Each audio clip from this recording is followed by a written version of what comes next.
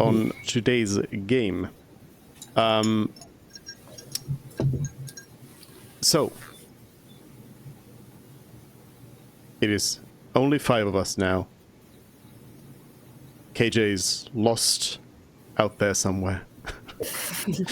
Hopefully fine. Help him, help him repair the portal. Right? Yeah. Celery's plane has also been cancelled.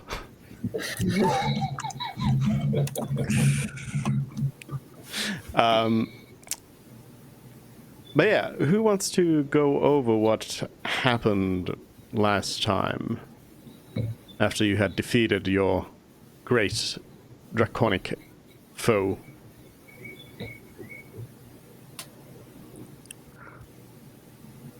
It's been a long time since I've done it. I'll try. So we came into the upper chamber. We spent a lot of healing in preparation, and then we came up, and originally it was a very intimidating throne room with lots of enemies, and then that illusion went down after we talked to Zixioth a bit, and he was revealed to be very weakened, so he says, by the magic weave deterioration. And Reynard cut him down valiantly, and Zixioth did nothing to stop it. And then we spent a long time trying to figure out how to get out of the place. And we found a room full of goodies that we took, in addition to a very well-preserved corpse of a woman. And we also found what we assume to be his phylactery that was sort of hidden under his throne. And then the door miraculously opened to the outside, which was great. And so we just left. And also the room in the hallway had a magic suppression on it. We couldn't cast spells, which was interesting. And then we left, and then we buried the woman, I think? No? Is she still with us? Or did we just leave her on the ground? We left her next to our pile on of the ground. skulls. We tried to talk to her. 2 large skulls. I also had one point of question, I guess. I thought the phylactery was the goblet that I had sensed was radiating evil. Oh, you're right. There was a stone. I got it mixed up. Yeah. You're right. There's a mystery stone under the. The stone restores spell slots. That's right. Nope. Wait, damn it! Which one restores spell? You clearly found too many items that you didn't really mark down properly. So you found under the throne, you found an oval gem of some sort that you've tried to figure out what it is and haven't succeeded in finding out anything about it. As far as you can tell, it's nothing. But you've been giving it good tries. In the room, you found 6 items. You found a wizard spellbook, which you gave to Celery, which is with Celery now. You found a gigantic skull. You found a skull goblet, which you determined to likely be a phylactery, and there's evil power emanating out of it. You found a blue crystal, which is in your thingies here. This one, the etheric crystal, which lets you regain a spell slot. Then you found a golden goblet, kind of regalia kind of thing, and then you found a gold-laid hand mirror. Right. Okay. Sorry, I got the crystal in the room mixed up with the stone under the throne. the second time. Okay, so thank you for the rundown of all those. And then Reynard flew off on his Pegasus to hopefully go find a. Well, first we tried to search the fortress a little more to no avail, and Reynard went to go find a dwarf, hopefully in a nearby village, who may be able to sense secret passageways. And Celery left to go back. Oh. To help figure out what was wrong with the vine. Yes. Indeed. Now Kate has been lost. Yeah. And then there were 4. And in the middle of that, we tried to speak with the dead on the preserved lady and basically found out she doesn't speak common. Or won't speak to us. I think she did understand. She just wouldn't talk. Yeah. She said something at some point, but it wasn't in any language we knew. Oh, yeah. And I took a sketch of her. I should write that down so I don't forget that. I did a sketch of her so that if someone else knew her.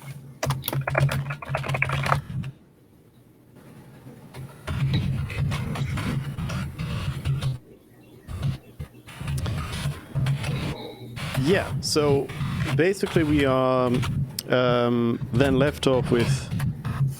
Well, yeah, you kind of left off the end, so what the rest of you are doing is you have spent the day smashing at this fortress, breaking down walls in hopes of finding something, and just, yeah, destroying stuff, which has yet to yield any results.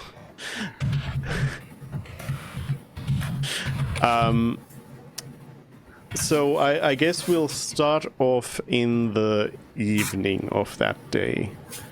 So Reynard is currently camping out there somewhere in the middle of nowhere, and the rest of you are at the fortress, figuring out what you want to do.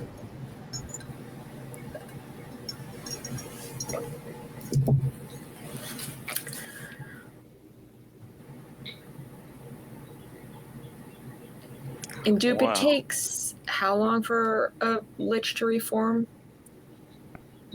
Based on that grade? Okay.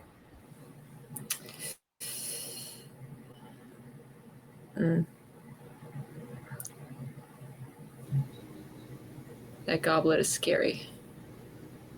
Yeah. Should we destroy it? It's just the 3 of us. Should we destroy it? I mean, it is Reynard's greatest foe, so If we let Reynard destroy it, Reynard will destroy it with no hesitation.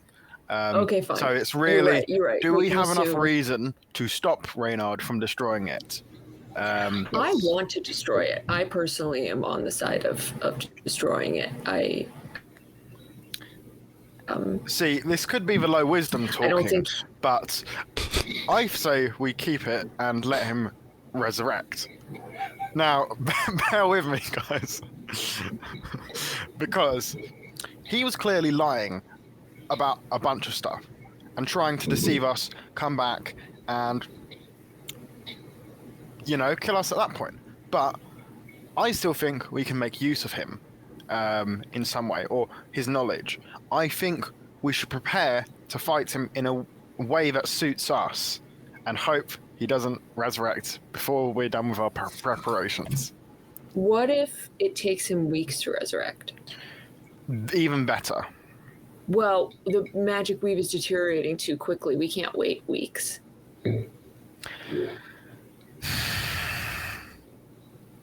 That's the sort of problem that is a non-problem, because if he takes weeks and we don't have weeks, whatever. I think the bigger concern is constant vigilance while you're, we have to keep watch over this thing and be ready 100% of the time because that's the big problem. Thing is, what do we truly have to gain by letting him resurrect? He knows about the source of like most of our powers to some extent, and if we could understand those better, then we might be better prepared to face the calamity. How do we get that information out of him? How are you planning on extracting that information? We say we will destroy his phylactery if he doesn't tell us, and lie out of our teeth. I suppose we could.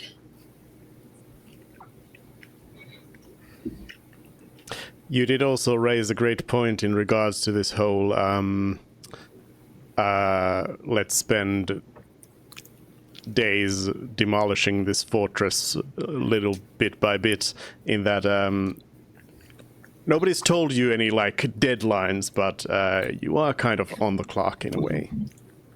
Yeah. But I think right now we don't believe necessarily that the key that we came here for isn't here. Yeah, that's a big part. That's our motivator to at least try to search more thoroughly. By all means, kill Zixioff at the end of the day. Like, there's no reason to keep that guy around, but if we can gain something out of him before he's forever and eternally gone, then why wouldn't we do that?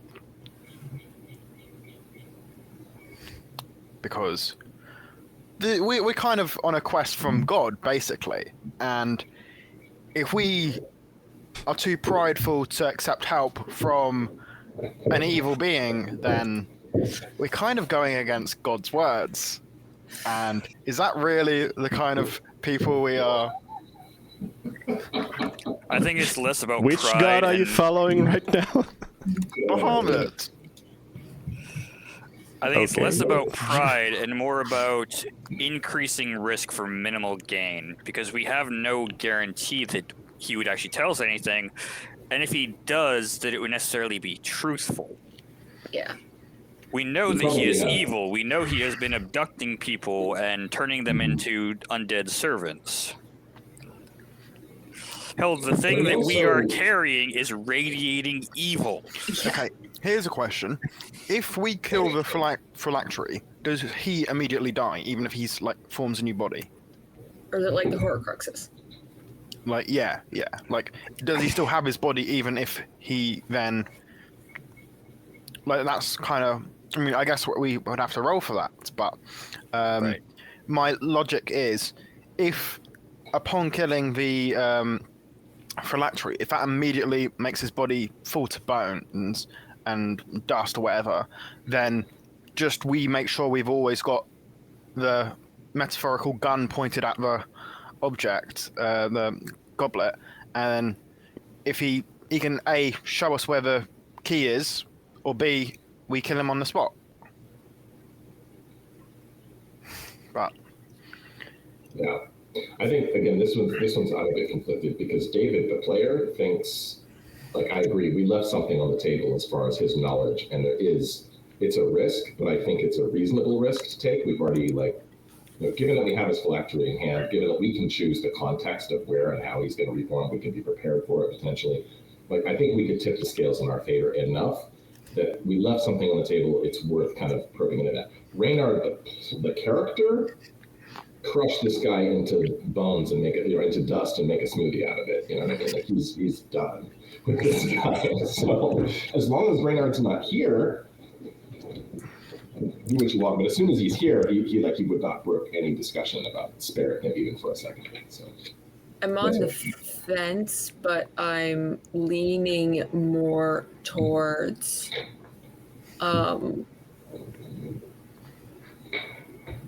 destroying it, but I'm trying to come up with other ways we could possibly find the key. I mean, we know that Morden's up and alive somewhere, right? There are servants with some sort of sentience in this fortress that we could interrogate that could potentially know the answers. Oh yeah, there might still be not necessarily.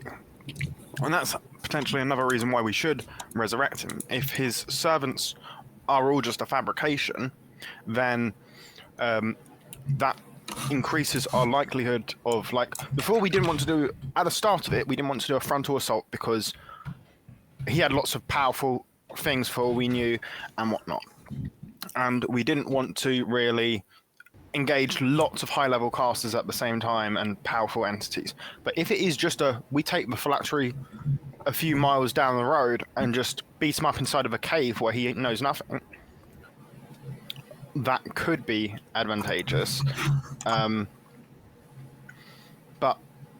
counterpoint to myself, if he was telling the truth about the key and this wizard has stolen it, and we have reason to believe Walton Rich would come take the key and dip, then it might just be worth us heading that way regardless, without speaking to the clan leaders. Just book it.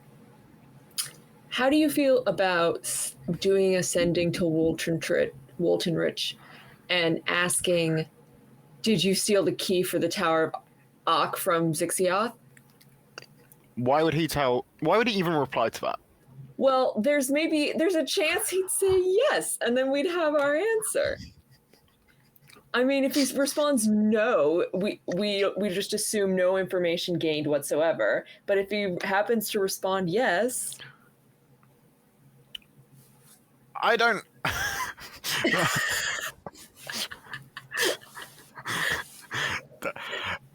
I don't have answers to what you've just said.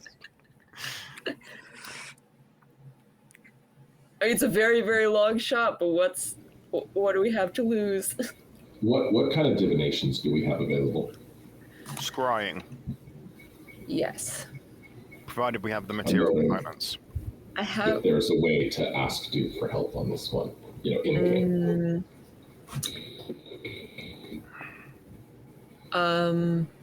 We could try sending to the buff elf, whose name I do know. Iniok? Iniok, thank you. Yes. I think we already tried asking him something about the key. Or maybe not. I don't remember. He's never been too helpful with us in terms of replying. Yeah. I mean, him not being on the material plane, as far as we're aware, also makes it likely that he doesn't even get the message. Yeah. What? Wow. I think it's something to do with my USB port because I'm holding it right now and it's working fine. Well, Raynard's so not going to participate what? in this debate because I'm not here. But Yeah, Can we try some something sendings? something I would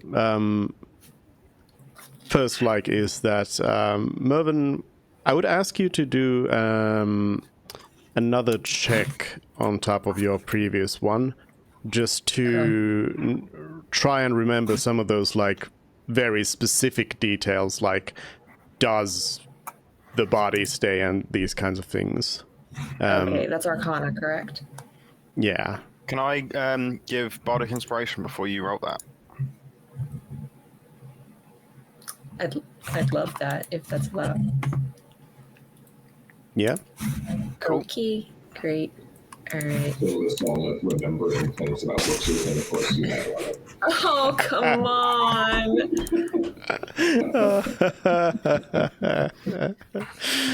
Oh. Oh, 21. 21. Yay. Yay. I mean, to be fair, a 21 in Arcana is higher than many people can get at all. So, Irvin's a smart boy. So, Mervyn, you're really like grasping here. You're really not sure. So don't take any of this as the truth. But what you think it is that you think first of all that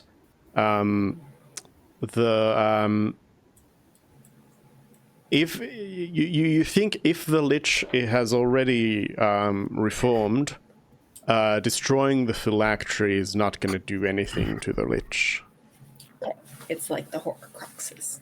And also something you vaguely think you may have possibly remembered, maybe seeing, perhaps at some point, was something that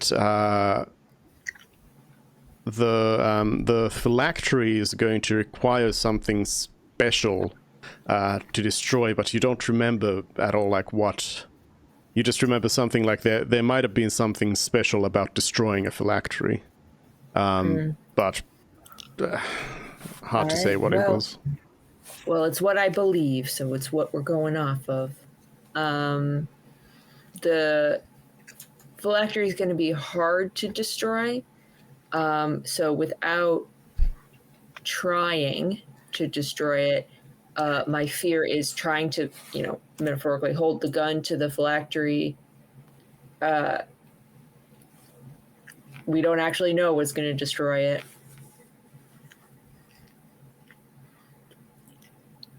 Can I take a whack at it just to be sure? I think a disintegrate would maybe do the trick. Or does Reynard have a holy weapon? What's your guess, Pyros? No, I mean just like literally a whack at it with my staff. Oh, yeah. We're going to destroy a really powerful magical item with a cantrip or something. Yeah. Are you saying if it's not easy to break, we can verify that? Is that cool? Yeah, but that might break it.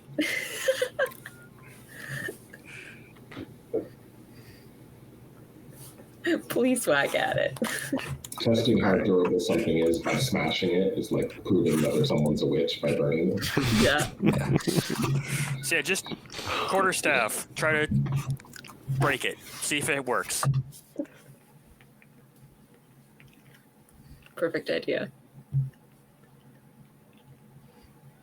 I don't see anyone stopping you. Nope. All right. Well, you strike at the. How hard are you going to be hitting it?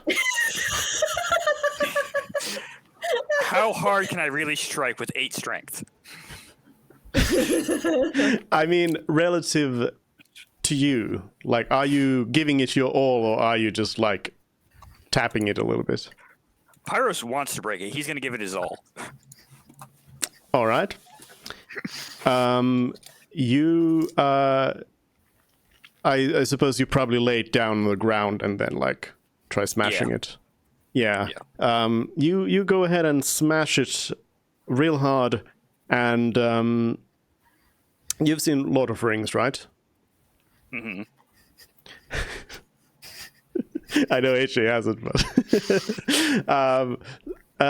you remember how like Gimli goes in and is like, let's just destroy the ring and smash and poof. Well, your quarterstaff doesn't break into splinters, but yeah, the effect is about the same. So nothing really like happens. You strike it really hard, and what ends up happening is your hands just hurt from whacking at this thing, and it seems completely unharmed, and it does not look like it would be that like durable of an item. Yep, definitely protected by some magic. Just for reference, are we certain that Pyros could crush an ordinary iron goblet with his quarterstaff? You probably at least dent it. Let's Goblets usually aren't that thick. I mean, it's made of bone, so Yeah. Let's It would see be if pretty easy. it's as simple as just being a magic weapon, and I shoot it. you shoot it I shoot it. with a crossbow. Yes. So it goes flying across the ground.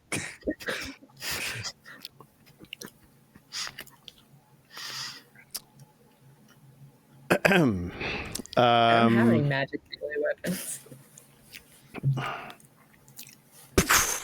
Oh no. Did you just roll something?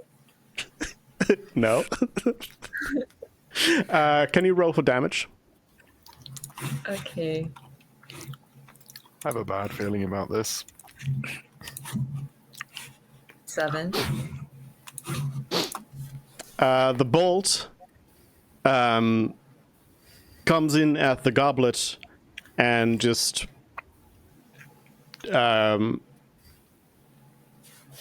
like pretty much just like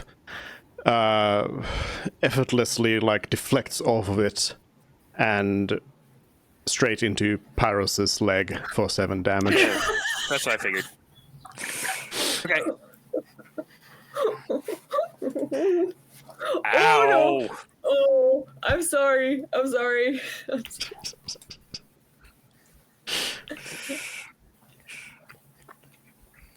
Okay. I'm going to say something to a goblet. Hey, Zixioff, can you hear us at all whilst you're forming? And do you have a way to communicate back to us? I mean, if there's no response, there's no response, but you never know. Close red once for yes, twice for no. You stand there for a bit and nothing. while I'm pulling the arrow from Pyros's leg. I'm gonna try swapping this to a different USB port. Just a second. See, out of ways that we could destroy it, my best guess would be dispel magic. Other than that, I think a disintegrate might work. maybe. If it needs to be a special weapon, it might need to be a holy weapon.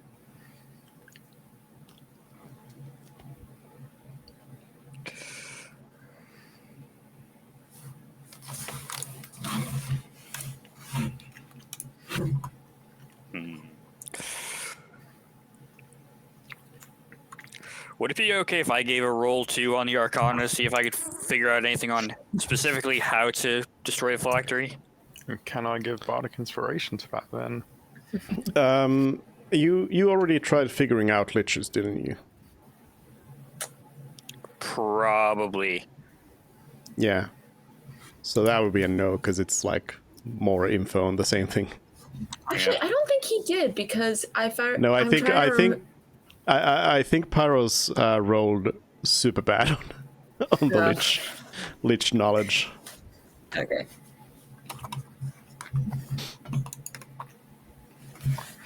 Yeah, it's a while back enough that I can't really check easily, but I'm pretty sure that I did try. Yeah. I remember asking specifically. So then it would have just been me, but maybe you rolled after me. Do we have a way of contacting Celery and asking him? Oh. Yeah. I may have actually asked specifically about vampires now that I think about it, because I was on that idea of vampires when the ranger came out after sunset.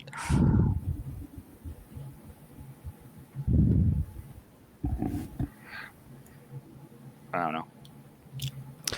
Well, I'm still going to say no, and also you don't have access to Celery, but maybe you can think of somebody else who could know something about liches that you could ask.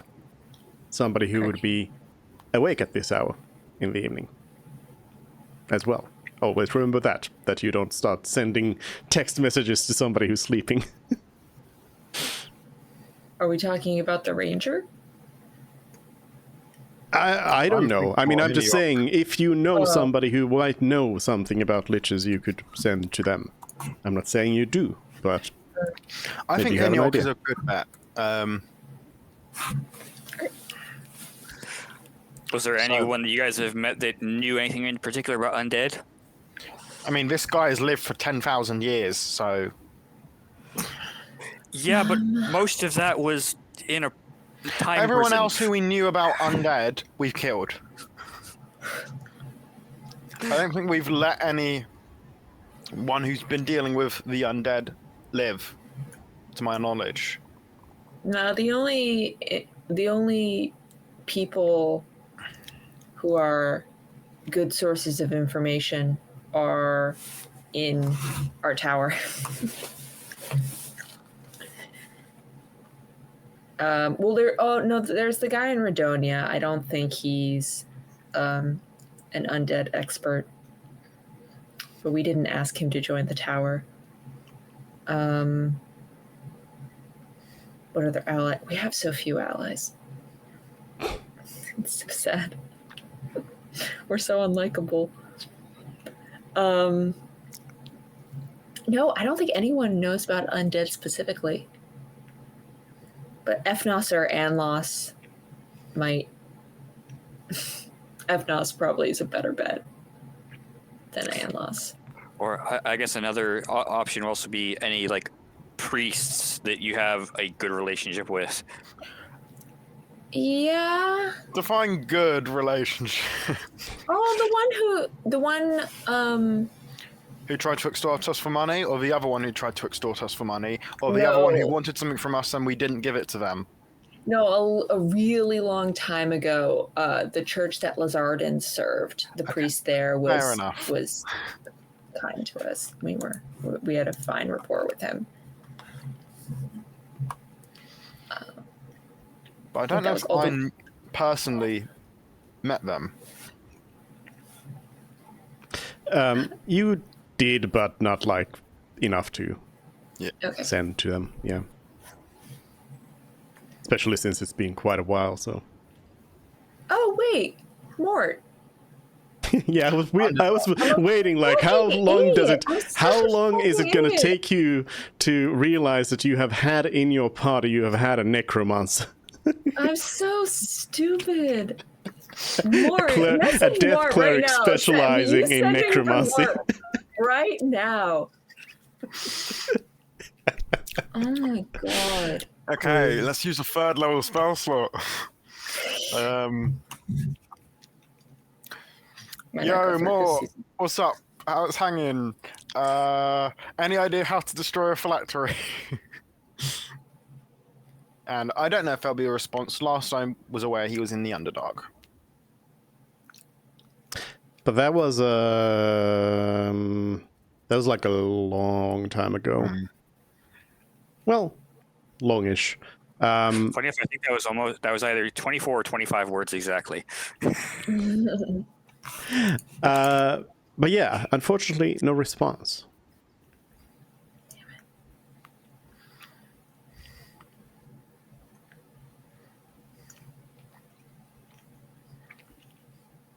Yo, Janice, ask Mort. He knows it. Better yet, I'll send a number sending to Zarud. Please ask Iniok how to destroy a phylactery. Unfortunately, no response. Is it you? People just don't like me and they don't want to respond. Thinking where your magic's off. I mean, for that last one, there is a like 25% chance that he just never even got the message. Yeah. Or I he's hate been it when killed. this happens. I hate Yeah, when he was in hell, literally in hell fighting demons, so... I hate when we do sendings and we get no responses. It's so disheartening. Either they did get the message, they don't want to respond to you, or they're dead. Or asleep.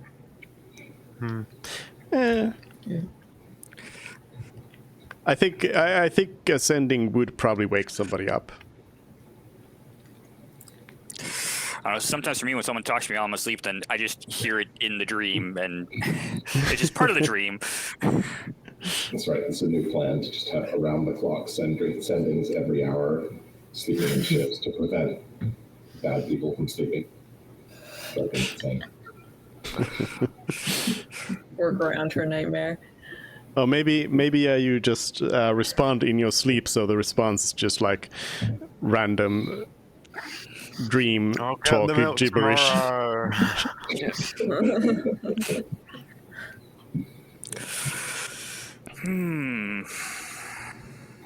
I think Mort would be worth a second try later.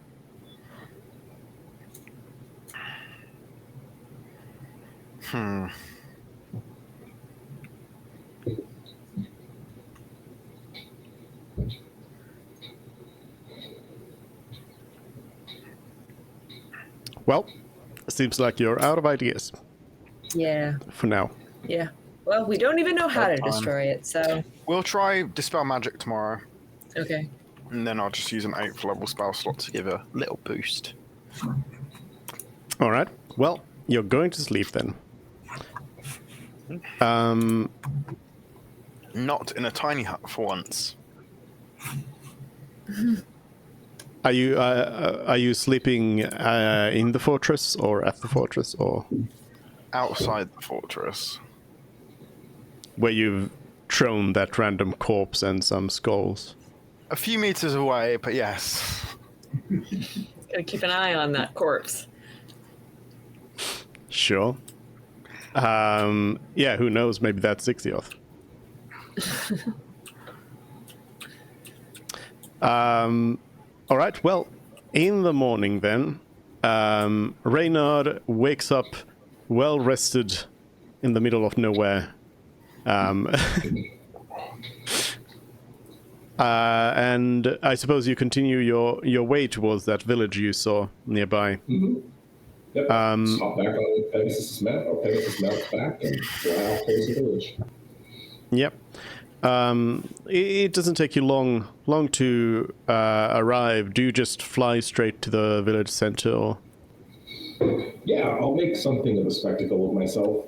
Obviously, it's kind of hard to avoid notice if I'm going to land, on Pegasus Mount. But I want to, kind of proclaim to people that are listening that, it's a day of happy tidings that Zixioth the Tyrant has been slain, and that there's a potential for reward. There's an opportunity if there's a dwarf in the village who understands the secrets of dwarven machinery and such that can help us plumb into the depths of Zixioth's lair to find riches, that riches will be had in turn for them. I'm kind of, trying to rally the villagers, trying to spread the word as quickly as I can. Mm-hmm. But that's what I Yeah, well, you can do exactly that. Although, as you kind of swoop down on your magical horse, you immediately see that all the villagers down that were just out, kind of working and doing whatever they were doing, they all seem to. Like you see that somebody like points at you and there's like shouting starting on and everybody vanishes into their homes. And yeah, you arrive basically in the middle of an empty square in an empty village. Well, they are all inside the homes, but like nobody's outside. So do you just like proclaim everything as you said loudly? Yeah, Shouting. I'll speak really loudly. Hopefully, their houses are not super well insulated. Right? Hopefully, people can hear me. But yeah, I mean, you see open windows and everything. So proclaiming manner, like I'm, hear ye type of voice. Like I want everyone in the village to hear what I'm saying. Yep. Why don't you make a persuasion check?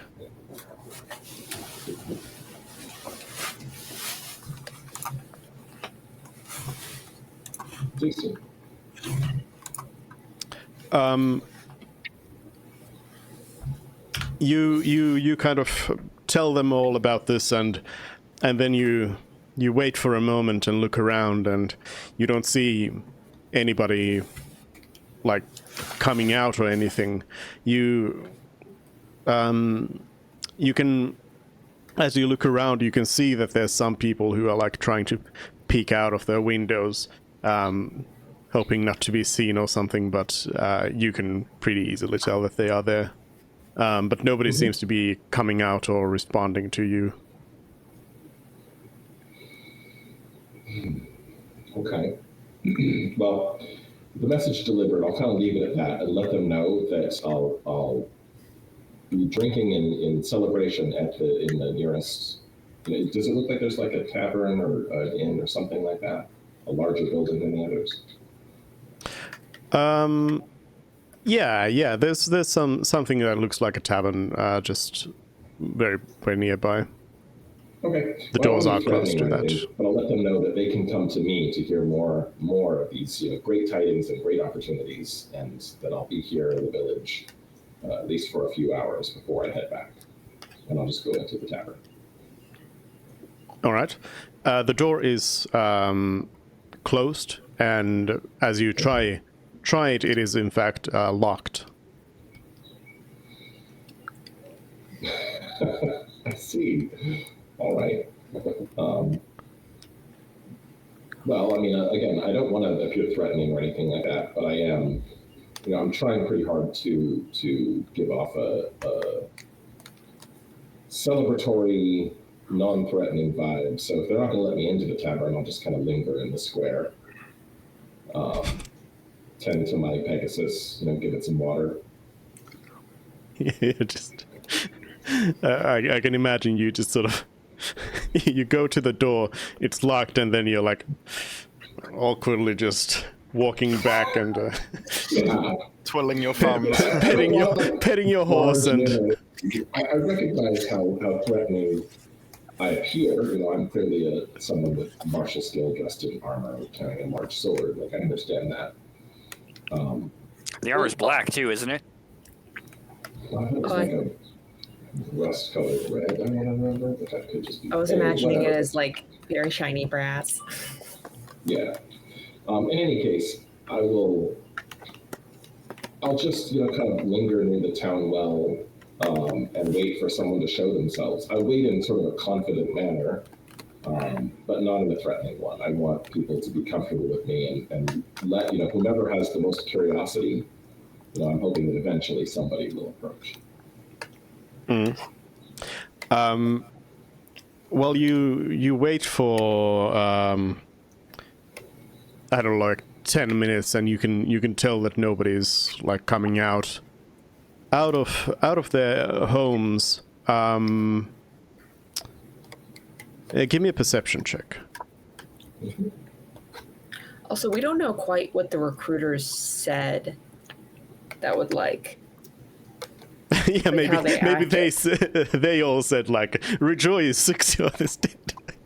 Oh, Maybe that was their This is the recruitment exact speech. scam that they were pulling. Well, that would be unfortunate, but I'm going to stick to my guns. I'm going to try to be as welcoming and as non-threatening as it's possible for someone in my circumstance to be. Yeah.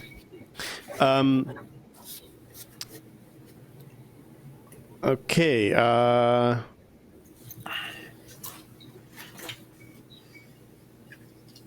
And do you have anything you can do that would be obviously divine? Obviously divine? Pray. You just start praying in the middle of... Yeah. Declare my vow of enmity, swear enmity against it. No, I don't. Right. I don't know. I don't think. I mean, spells would be the obvious thing, but Yeah, again, besides- Right now you can't do anything. Right now you can't do anything because you are under attack. Oh, okay. A stone flies out from one of the windows and hits you, hits your armor. It seems like somebody has used a slingshot against you and done no damage.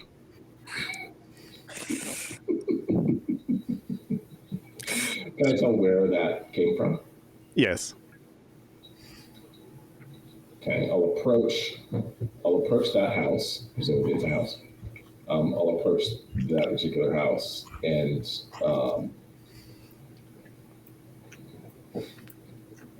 I'll ask why. Why do you attack? Why? That was uncalled for. Why do you attack? Yeah. From inside, you hear the voice of a child who says, who yells out saying, "My parents are gone. They said to be careful. You look scary. Why are you here?" Is this a little boy or a little girl? A little boy. Little boy. All right, well, I'll come back. Little boy, do you think that hurling rocks at soldiers is being careful?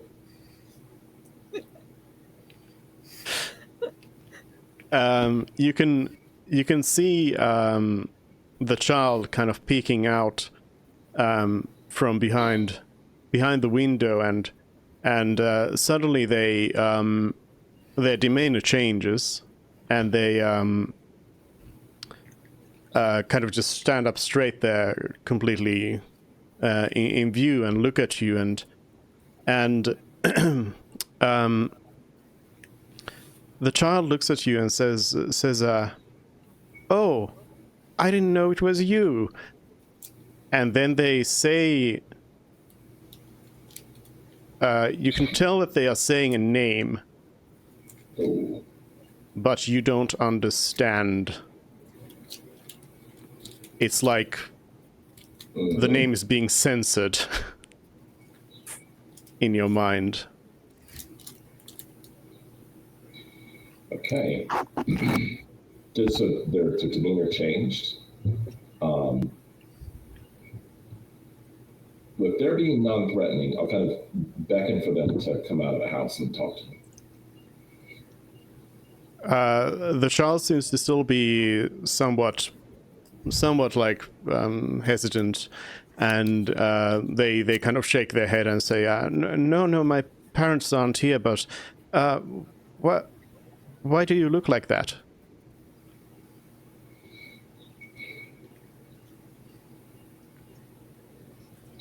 So if my memory is kind of like fuzzing or this, like, am I able to kind of piece together that this child recognizes me?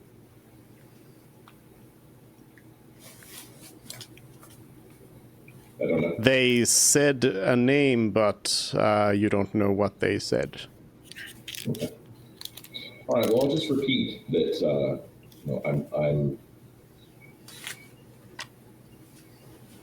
I'm a soldier. I'm a warrior that was sent to dispatch Xixiao, the tyrant who lives, kind of gestured over there towards in the direction of the undead fortress. I know he's plagued these lands, but he's dead, and I need help now. Can you help me, young lad? Can you point me in the direction of someone who might be able to? I swear on my God, I mean you no harm. The kid says, "No, that doesn't sound right. I don't know. Go talk to the mayor." Will you show me where I can find the mayor? If I could use a guide. You don't you know? I don't remember. I've been away. I've been fighting. You know what fighting can do to a man. Oh. Okay. That house right over there. And they point to another house.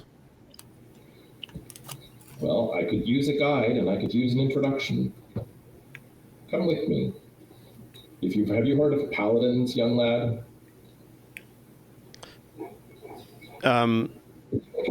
The child says, I think, yes, they are. The kid seems to stammer a bit and kind of try to come up with an answer, and they're like, something to do with trees. Yeah. Some paladins swear oaths to trees, but what you should know about paladins is when we swear an oath, it's binding. And I've sworn to you, I will not harm you. So you're safe. If you know You're not anything coming about off paladins, less creepy. oh, sorry, I'm not trying to come on that way. I want someone to come and guide me to the mayor. Show the mayor that I'm not threatening. Yeah. The kid says once again, says, my parents aren't here. I'm not allowed to go out. All right. That house over there? Yeah, that one. All right. Thank you, lad. If you have any means of celebrating, do it today. You'll want to remember this day. And then I'll turn and kind of go towards the house that he's identified as the mayor's house. As you turn and leave, the kid just shouts out, "Okay, bye, name." Bye. Trying to be really amiable, again, in full view of everybody, presumably we're being watched. You notice that both times that the child used that name that you can't comprehend, you feel a slight pain in your head whenever that happened. Okay. But yeah, you make your way to ostensibly the mayor's house. The windows are closed, and so is the door. All right. I'll knock gently on the door, kind of call out, "Mayor, we have business. Come and attend to it." You hear a voice from inside saying, "Who are you, and what are you doing here?" I'm a holy knight who comes from vanquishing the tyrant Xixiao. I'm searching for help. And I'm hoping I'll find what I need here inside your village. There's rewards, and there's no threat, I swear it. The voice says, "I'll open the door. You stay back, and you just know that we are under Imperial protection here." Understood. I'll step back and kind of keep my hands to my side and faced outwards so that I have clearly no threat. The door slowly opens up, and you see a human, elderly human male look out and look at you, and first you can sense a lot of fear in them, being really careful about this whole thing, but it takes a couple of seconds, and you see that they are clearly "Oh, it's this person," and suddenly they change it. They say, "Oh, name." What? I didn't realize it was you. You look different. Oh, what happened? I'm kind of just going to hesitate a little bit as I kind of reflect. What am I feeling right now? What's going through my head? Does this stir any memories? No. No. Okay. Well, good master, You actually, yeah. Know. So, Okay. Something that would probably ping in your mind is the fact that these people appear to recognize you or think they recognize you, which makes it super weird for you that you have absolutely no connection here. Nothing's connecting you. You just see these people as complete strangers. So there's that, but it's nothing else special. Okay. All right. Well, I'll still react to that. So, good master, you have me at a disadvantage. A great a great change happened to me. I was chosen by a powerful God. But much of my memory is blurred. It seems I should remember you, but I'm sad to say I don't. What's your name? Maybe it will help me remember. They say, I am Mayor Vond. You Vond. do know me. And that doesn't stir the name. No. Well, I'm afraid I'll have to take your word for it, sir. My memory isn't wholly there. I think it's been influenced, but I've been given strength.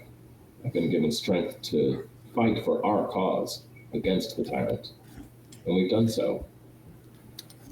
I've come to you today to seek aid in searching through what remains of his lair. Is there someone in the town who might help me? I need a dwarf, someone with knowledge of their machinery and their ways. The mayor says, a dwarf? Well, you of course you know the Stonebrooks. Stonebrooks. I'm sad to say I don't. Oh. Could you take me to them? Would you speak for me? If you remember me, then you know my heart is good. And if there's anything I can do to help the village before I leave, I will. And I'll come back and help further. But for now, there is some urgency. Do you think we might persuade the Stonebrooks to come and aid us? The mayor ponders for a moment, and they look at you, and you see in them a slight bewilderment, and they seem to be a little suspicious about you. Like they initially, like their feelings went from, oh hey, it's my friend, to it's my friend, you know, because you're clearly not responding in a way that they would expect, so they have reason to be suspicious about you. But they say, yes, all right, we can go meet the Stonebrooks. I can speak to them, but I make no promises for them. We'll let them decide. It seems you remember me better than I remember myself. I was trying to say this as we're walking. Let's see, but surely you remember me as a good man. I hope you do. The mayor says, well, yes, of course. Good. Do you want to do? I'm gonna ask you to do an insight check, actually. Insight. Okay, sure. Yeah, I'm really not trying to be deceptive at all. I'm trying to be very, upfront with things. Yeah. You are trying to be not to be deceptive, but insight is to realize if they are being deceptive. This is a world where people can illusionarily disguise themselves as others. Yeah.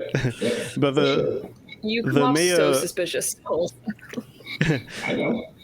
the mayor says the mayor says, like, yeah, you're good.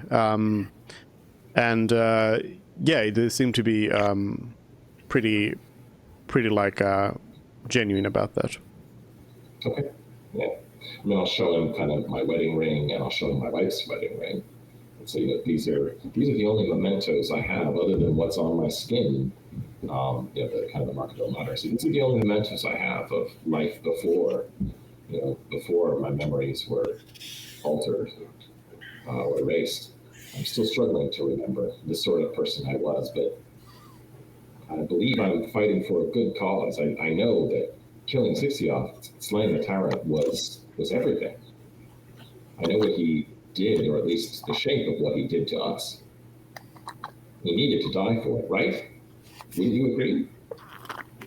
The mayor looks at the rings and looks at you and again seems very suspicious about you in a way and says, yes, that is right. If what you say is true, then you have done great things.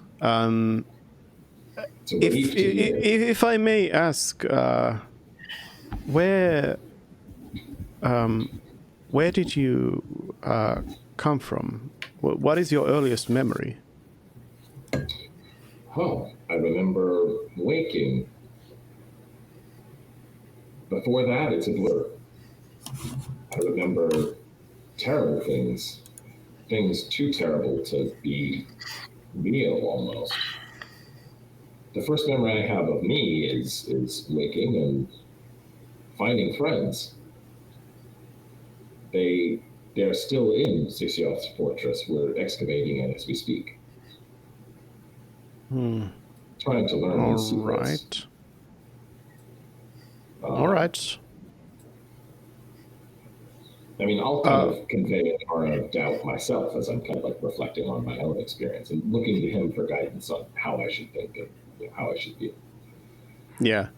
The mayor doesn't seem to really elaborate on this, and instead just says, "Well, here we are, the Stonebrooks. Give me just a second. I will speak to them first." Of course. And you see that, you see them go over to the door and knock on it and proclaim who they are, and. Mm-hmm. And soon enough, the door cracks open, and you see the mayor having a conversation there.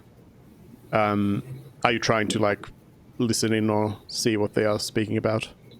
I mean, if they're within earshot, I'm not going to not listen, but I'm not going to actively try to eavesdrop or anything.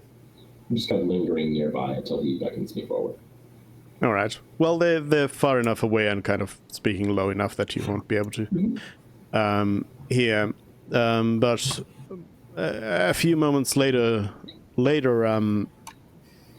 out of the house comes a dwarf who looks at you and says, "Hello, name."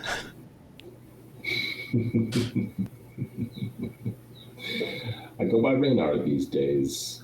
Did Mayor Vaughn explain some of my situation? I'm sure he barely understands it. To tell you the truth, I barely understand it. The dwarf says, "Reynard, is it okay? I'm Bert Stonebrooks. The mayor told me you had something you needed to ask me." Yes, sir. And I'll kind of relay to him the news of Sixioth's death, the manner of Sixioth's death, but then too I'll add, his fortress is of dwarven construction, and its secrets have eluded us, and we don't have any dwarves among our party. So I came in search of someone who might have sort of the ancestral knowledge, the instinctual knowledge that we lack, that could help us in figuring out the mechanisms, mechanics, and some things as simple as how doors work. There may be, I won't lie to you, there is danger, but we can keep you safe, and there's great riches to be had. Plundering the lair of a dark wizard. He is dead. His most powerful minions have been dealt with. What do you say? Is it something we could persuade you to come and aid us?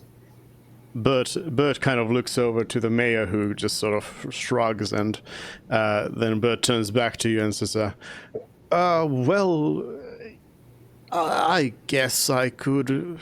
I mean, I have some chores that need to be done, but I guess, how far away is this place? I think it's a day and a half by Pegasus. Is that right? This is out of You would be there by the end of the day. By the end of the day, okay. Yeah. We can, ordinarily it would be longer, but we can, I don't know if you saw me approach, but my god has gifted me magic, and we can use it in the form of my Pegasus. We can ride together on its back and be there by the end of the day. Oh, exciting. Yeah, I suppose I can help out. You say there's riches to be had then. We believe so, and you'll have your fair share of them. Okay.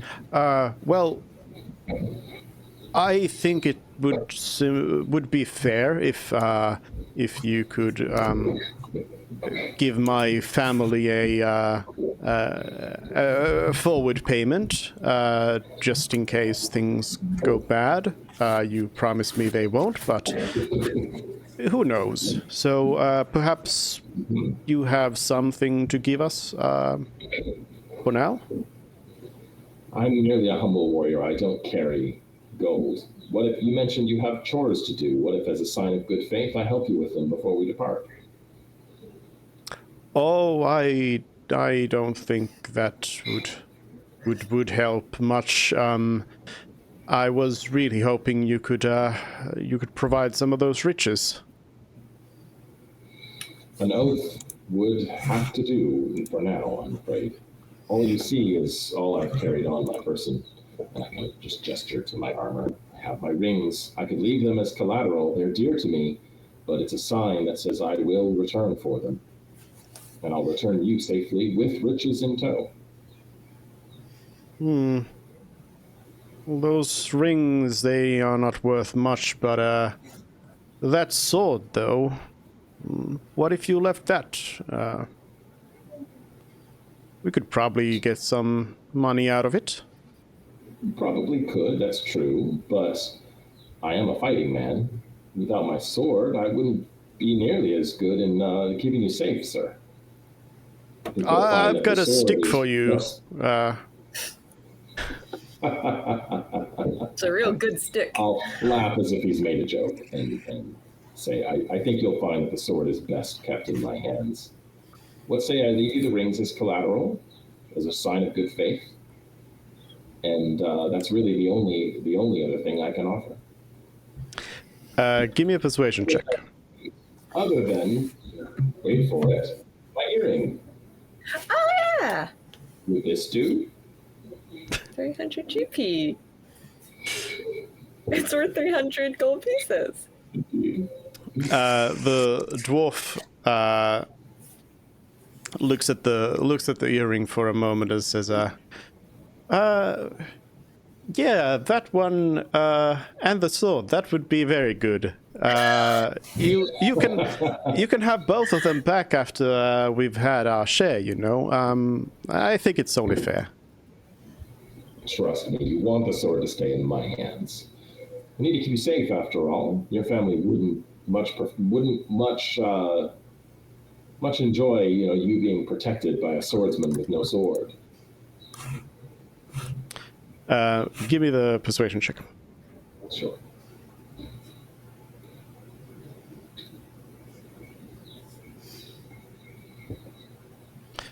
The dwarf says,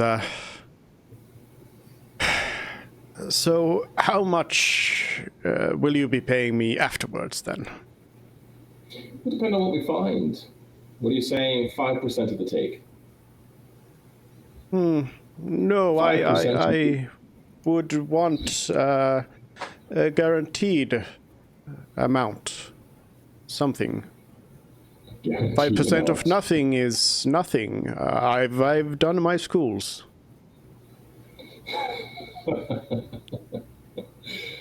All right.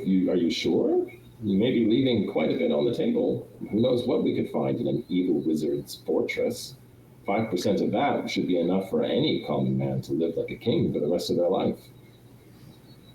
But if you prefer, I can promise you that amount. I will rather have certainty of what I will bring back to the family. Understood. All right. As an aside, just in terms of like money scales and things like that, I'm not sure that Reynard would even know. To be honest, he probably wouldn't. I'll offer 300 gold, since that's the price of the earring. The dwarf thinks for a moment and says, 500, and I will come. 500 gold pieces. All right. If you're sure. All right, 500. You leave the earring here with my wife. We'll give it back to you once it's all done. I'll come with you, help you out with these doors or what it was you wanted, and come back with 500 gold. Very good. The mayor here is my witness. Mine as well. We have a deal. And I'll shake his hand. All right. So you leave your earring, and do you just set off then towards the lair? Yeah. No reason to wait. We'll head out. On the way back to the Pegasus, I'll just kind of chit-chat with them a little bit, learn what I can about maybe my former life, but we're kind of in a hurry. So there'll be time while we're on the horseback to ask those kinds of questions. Well, what kind of questions are you asking? Sort of general questions about what he remembers of me, what he remembers of my life. I really want to kind of give off a very, friendly, amiable, very, very, very forthright. I don't want to seem like I'm hiding anything at all, because I know what a strange situation it is. I know how strange I sound. But I want to show him that he can trust me and that I'm interested in what he has to say. Well, Bert tells you, speaks about you with your, speaks about like who he believes you are, and basically tells you that he doesn't really know you. Okay. Other than by, name and face. And that you are a farmer. Mm-hmm. And otherwise seems to be a little bit stingy with details, though. Doesn't seem to want to really talk too much about it. Okay, that's fine. Mm-hmm. And then that's it, I guess. We're just heading off on the Pegasus towards the fortress. All right. What are the others doing then? Did we wake up safe? Yes. You are not dead yet. Well, Should we try some more sendings? Oh no, we were going to try dispel magic on the goblet.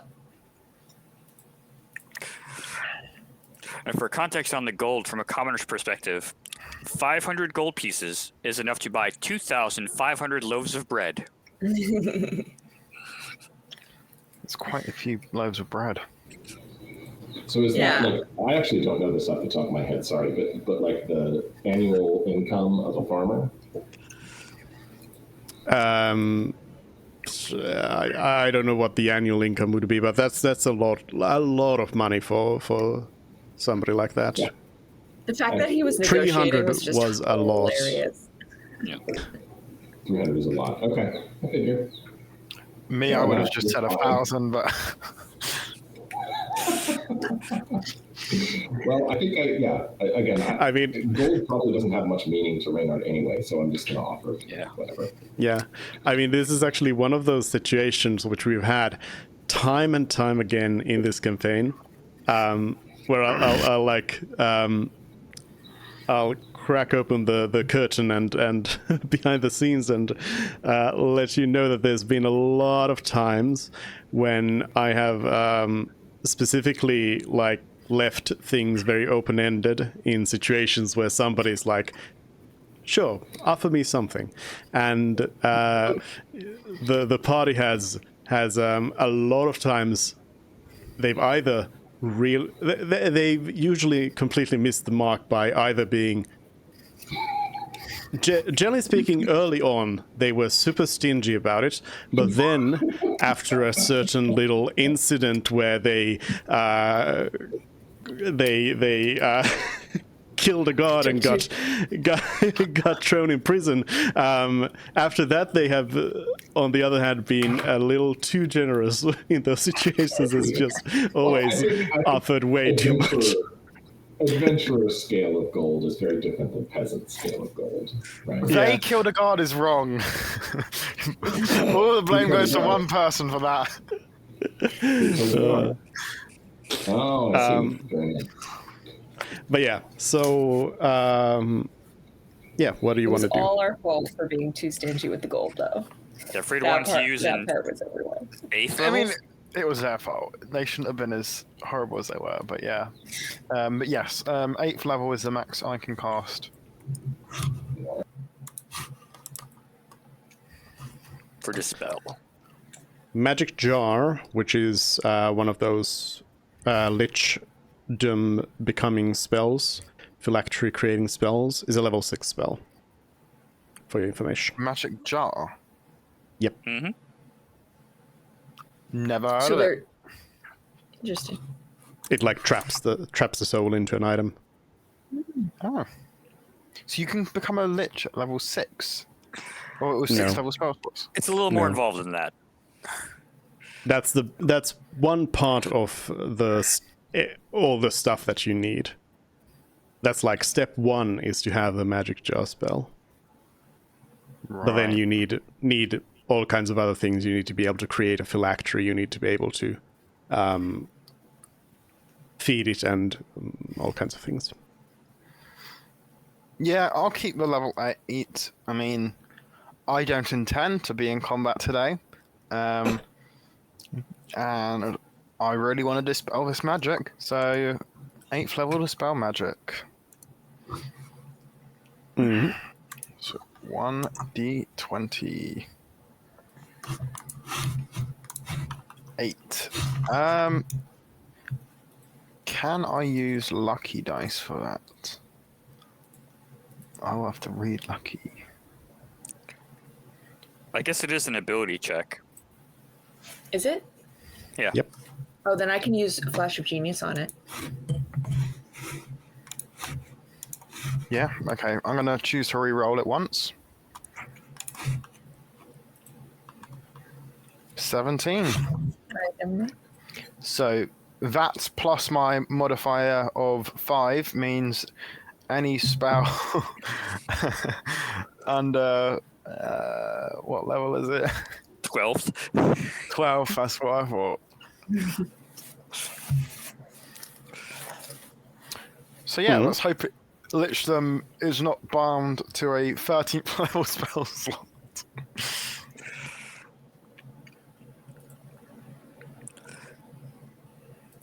All right. You have cast your spell. And then detect magic. Let's cast that. It appears to be the same as before. It's still magical. Sugar. Because it's not just the effect of a spell. Well, it's Yeah. Worth a try.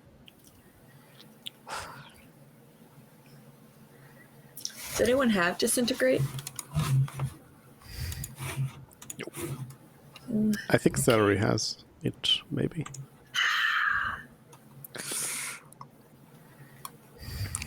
I mean, I could always try to send it to the plane of fire, but who knows if that would actually be helpful. I don't think it'd be unhelpful. At least in the short term. This would not be the first time you have taken an obviously evil artifact and just teleporting it somewhere randomly away there and just like being, it's not ours anymore. Yeah. I mean, So, my very first idea was to use animate objects and have it walk into the bottom of the sea, but it's magical, so unfortunately that doesn't work. But just imagine it, a little phylactery with legs walking down into the ocean. How would that help? It would be out of sight, out of mind, and no souls for it to reabsorb. I mean, The soul is the lich- legend comes back. a lich would probably not really be bothered about being in the ocean. Yeah. A lot of undead typically don't need to breathe. Yeah, but how good is their swimming? They're just bones. They don't have muscles to swim with. They can How just was it walk back talking? up the bottom of ocean. Also, when it was talking, Duke, do you imagine it as like the jaw is just moving? Or is it talking telepathically? Or is it doing that weird thing that CGI bones do sometimes where like it's the jawbone is like moving as if it's a muscle and like making like shapes with its mouth? You mean the skeleton when it was talking to you? Yeah. I did describe that you could see its mouth moving, yes. Oh, right, yeah. Until you couldn't. Yeah. All right, so we tried with the phylactery. Oh, sorry. Do we want to try a few more sendings? To who? I don't know, try more a second time at a different time of day. I don't know.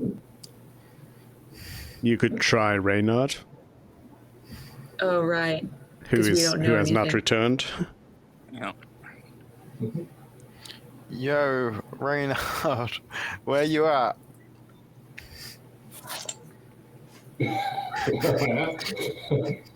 Flying, I have a dwarf in tow. I have Bert Stonebrook from a nearby village. We'll be there by sundown, or by the end of the day at least.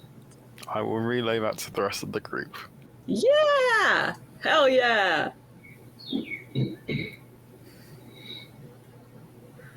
All right.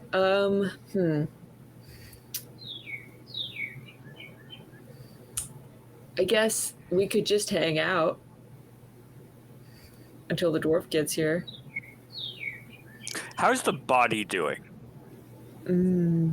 Just the same. Okay, so it's not like decaying now that it's not in its fancy coffin. Okay.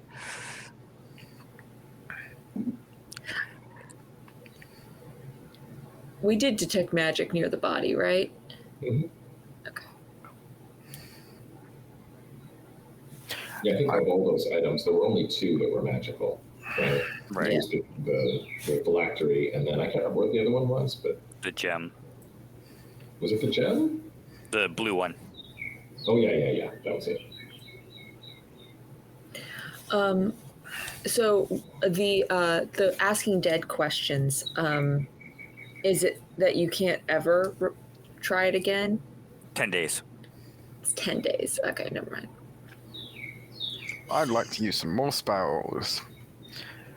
Because why not? I'm going to cast Detect Thoughts, which is on myself, and then I will move the Detect Thoughts onto the phylactery, just in case.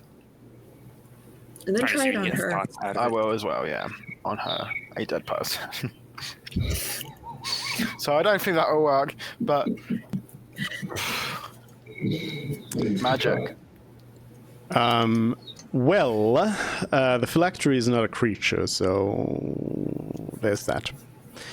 And the body, the dead body is not a creature, so there's that.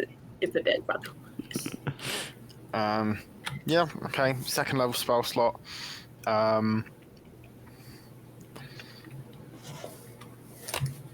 To our knowledge, does Enlarge Reduce work on magical items?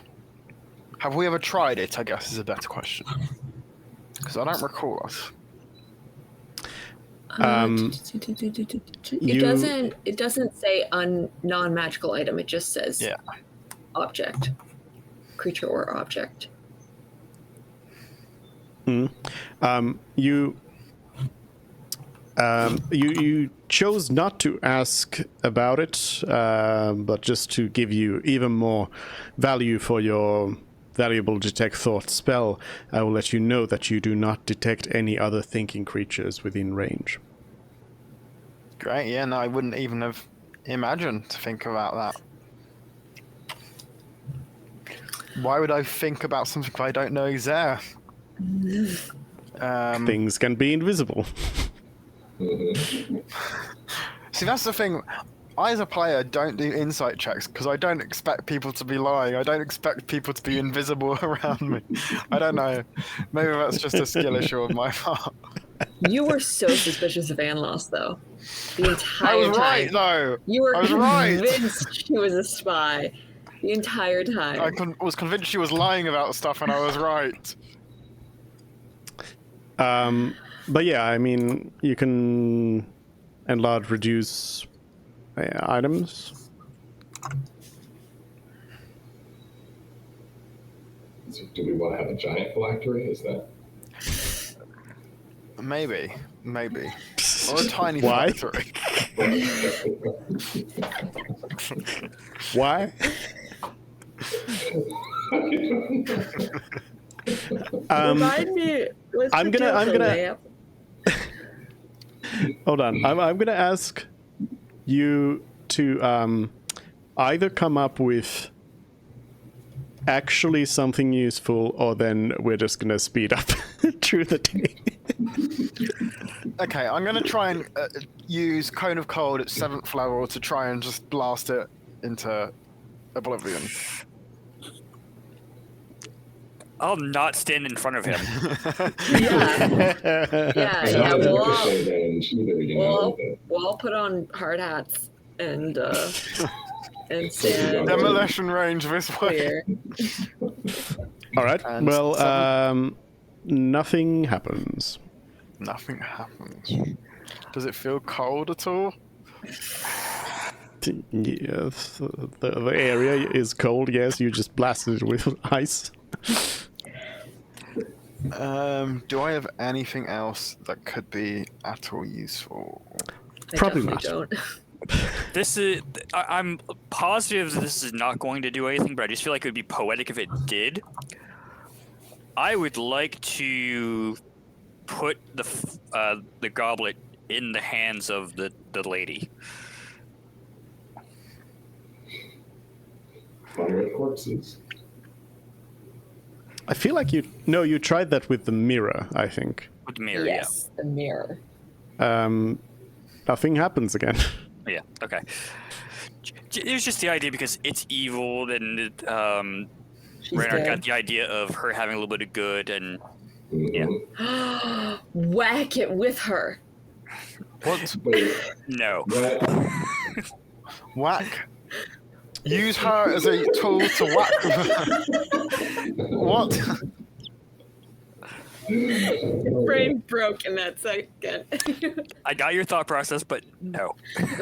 Okay, so you spend your day trying to meditate on how to destroy the phylactery. We have a tank. Did you mention ascending to, what was his name again? The necromancer? Mort. Did you want to try that again or no? Just before we fast forward through the day. Sure, might as well. Sure, no effect. That's what I thought. No answer. No response. At the end of the day, you see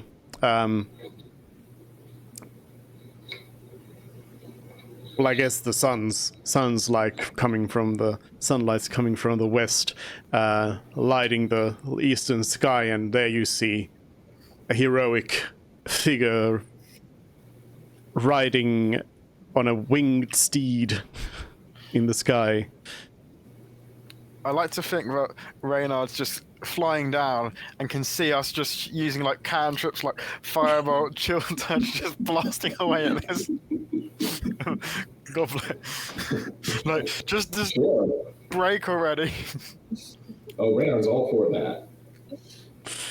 All right, well, Reynard, you touch down, and Bert says, well, that was a long ride. How long do you think this is going to take us? Well, I got those don't know, chills. but here, it won't. We won't be back today. But let's meet my friends here, and I'll introduce everybody. This is Bert. Bert Stonebrook. He's here to help us decipher the secrets of this fortress. Bert says, hello. Can we do it in the morning? I'm kind of tired. Yes, yeah. Sure. Sure. Any luck with? I think I knew that was a phylactery before I left, right? Right. Any luck destroying Zixioth's belonging there? It is pretty durable. I think we made a dent into it, though. I don't think we did. Do I know anything about how to destroy phylacteries? Or liches? I doubt it, but it's worth asking. You could try an Arcana check. Would you like a bardic inspiration? Absolutely. Sing me the song Since we've done so poorly, I'm prepared to use a flash of genius as well. All right. Here's what we got. It's not going to do it. No, it might. Just wait. Keep going. All right. 1d10. 1d10 and plus 5. Oh my god. 14. 14! You think you can just whack it real hard with a weapon. Actually, I don't think That's I've right. made an Arcana check on destroying. I've always just given bardic inspiration. This I've is never no done the problem help at all, action. everybody. Just take a step back 1 second. I'm going to unlimber my sword and whack. I get. Toss a divine smite in there for extra. Sure, I'll throw a little one divine smite at it. Sure. Roll for damage. Sure. Oh god. Hey, wait. I know what happened last time you rolled for damage. You're gonna hurt Bert. We didn't give him a heart hat. You kill the dwarf. Kill Bert. Oh my god. There. That's my divine smite as well. So 18. So yeah, you strike the goblet with all your might, and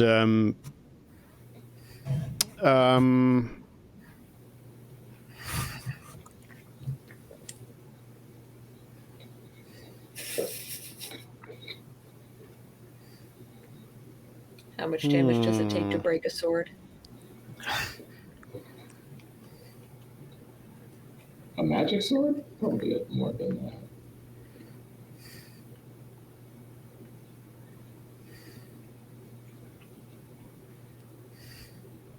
Yeah, I don't know if it's necessarily the case in 5e, other than like mentioning like the disintegrate spell and stuff like that. But I know older editions magic items were indestructible. Mm-hmm. Right, but you have to be able to destroy a phylactery. Like, you strike phylactery, and your blow basically just like stops straight on it. You don't appear like you've done any damage to it, but you suddenly realize, as you use your sword, that it looks slightly different from before. My sword does? Yes. Okay. And not that it like changed when you hit the thing, rather that it was just different. All of a sudden slightly different. Specifically, you notice before, to everyone else, for your knowledge, Reynard was just using a like +1 greatsword, generic. Mm-hmm. Generic sword, but now you can actually see that there's a symbol of whore engraved on the blade.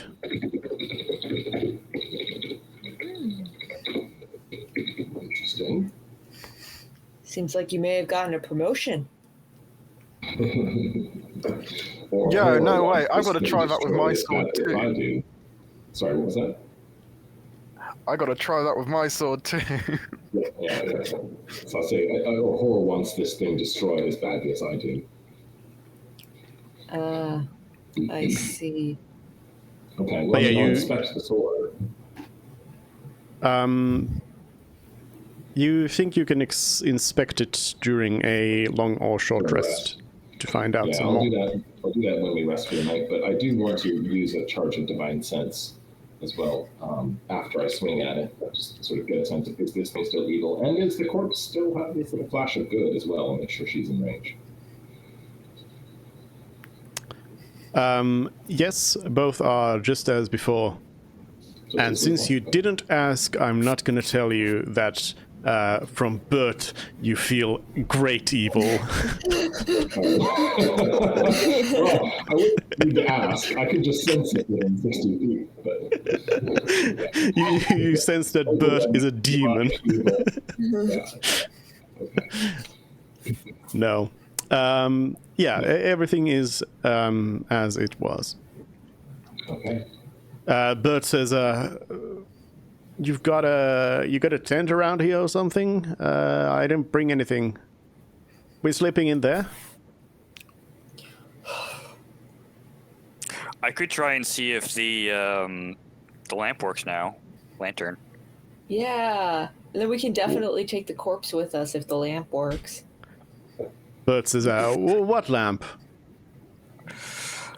I'll go ahead and just pull out the lantern and see if I can send all of us in there, since it didn't work before.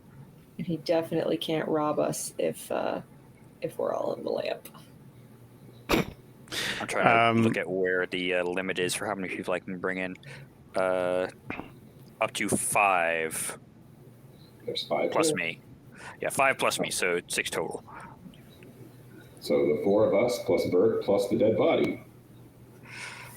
Well, the dead body's not a creature. Not a creature. That's true. It's not a So you- creature, it's an object. Someone has to carry it, Someone. or we can just Yeah. leave it outside. We can just leave it outside. Are you picking up the dead corpse? Actually, yes. I don't want to leave it for the birds or whatever.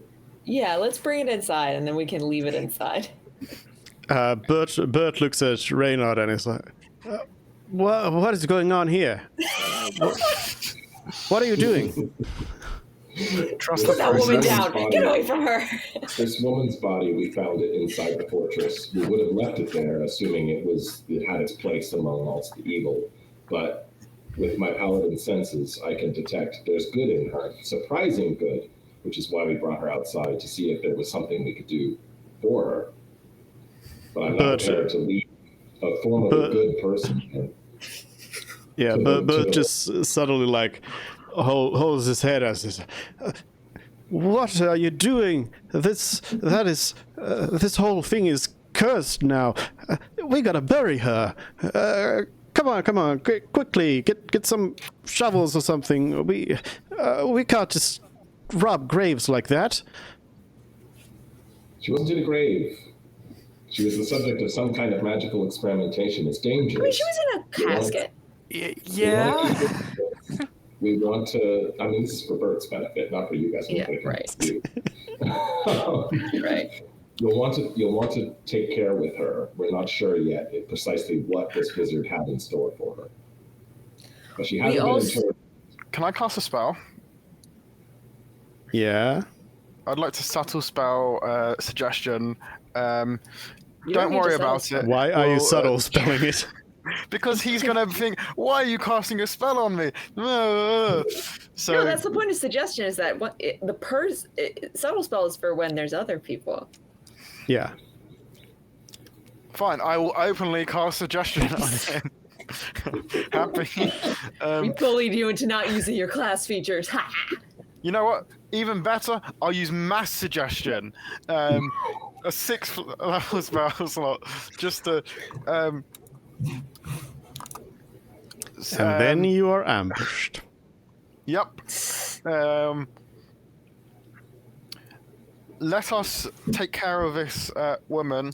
We will show her the proper respect.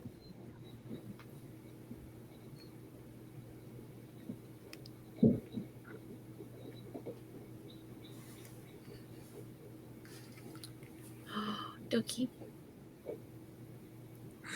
Oh no. Why does this keep happening to you?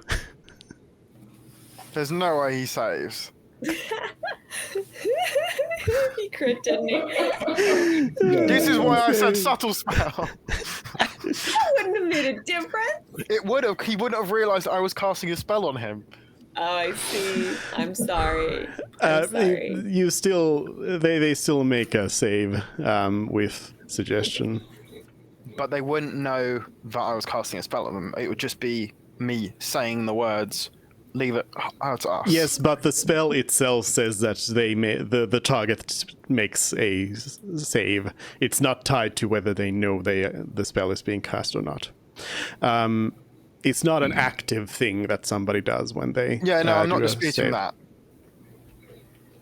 He's just saying that if he had done spell, then when he succeeded to save, he wouldn't necessarily know a spell was cast. Yeah.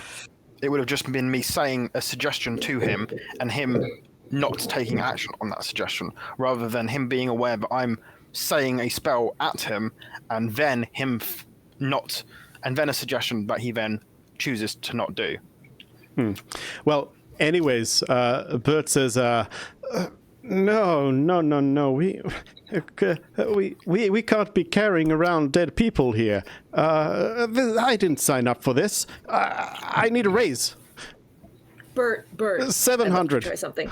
No, Bert, hang on just a second. She has some sort of magical. The body has some sort of magical effect on it, and Well, that's even worse.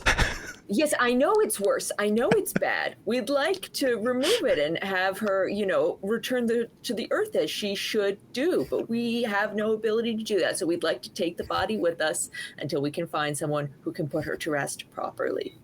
She needs a proper burial. She needs a proper burial, which we can't do. So we're going to take her with us for now. She's unnaturally preserved in a magical fashion that I don't know. I don't know how to fix it. Bert says, okay, 700.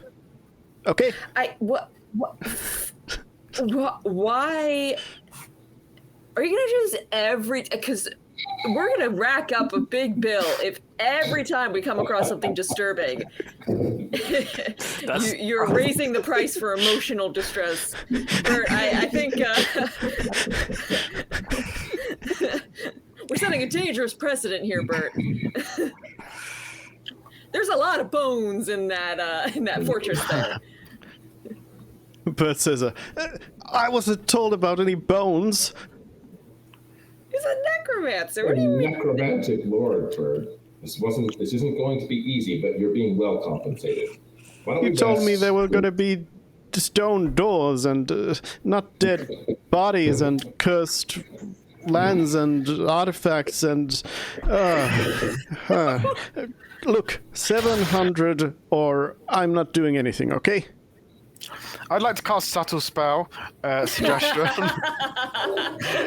will take the 500 and like it. He's taking liberties and I'm not too keen on it. And again, this is a dangerous precedent. I don't want. My suggestion is... I really wish I had calm emotion. That would be good for when we go into the fortress with him. You agreed to a deal with Reynard. Be a man of your word and honor it. Difficulties happen. Bert says, okay, but the corpse stays there. I'm not sleeping with any dead bodies, okay? Very well. We can leave the corpse out here. We'll put it in the lamp later. All right. Fine. For the sake of Bert's peace of mind, but I would like to make sure that the corpse is well protected. I don't want, like I said, carrion eaters or anything like that to get at it. I mean, we can leave Todd How outside. do you and do then that? There you go. Help. We'll leave Todd right, outside. okay. Todd will shoo away anything. Okay.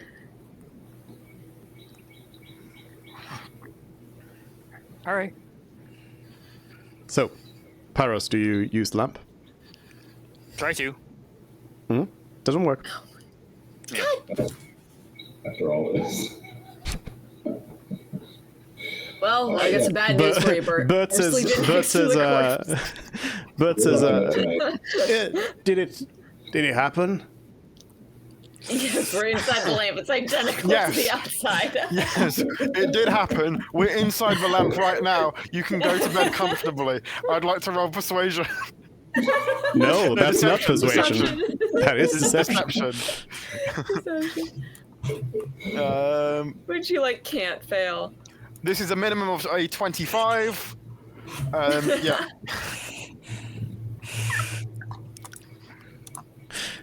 If he has an insight higher than a 25, I will lose my mind. Bert says, strange. Okay. Do we have any beds? You're on one. Right there. It's a rock bed. It's set into the ground. We're adventurers, Bert. This is, unfortunately, sometimes just part of the life.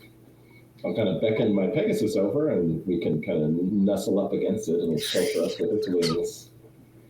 Well, I'm going to Bert ritually says, cast alarm. Bert says, surely you have bedrolls or something. I've got bedrolls at home. Why didn't you tell me to bring the camping gear? Why didn't you tell him to bring the camping gear? Why don't I have camping gear is also a good question. I mean, all of you should have. You're not sleeping on the ground. I know.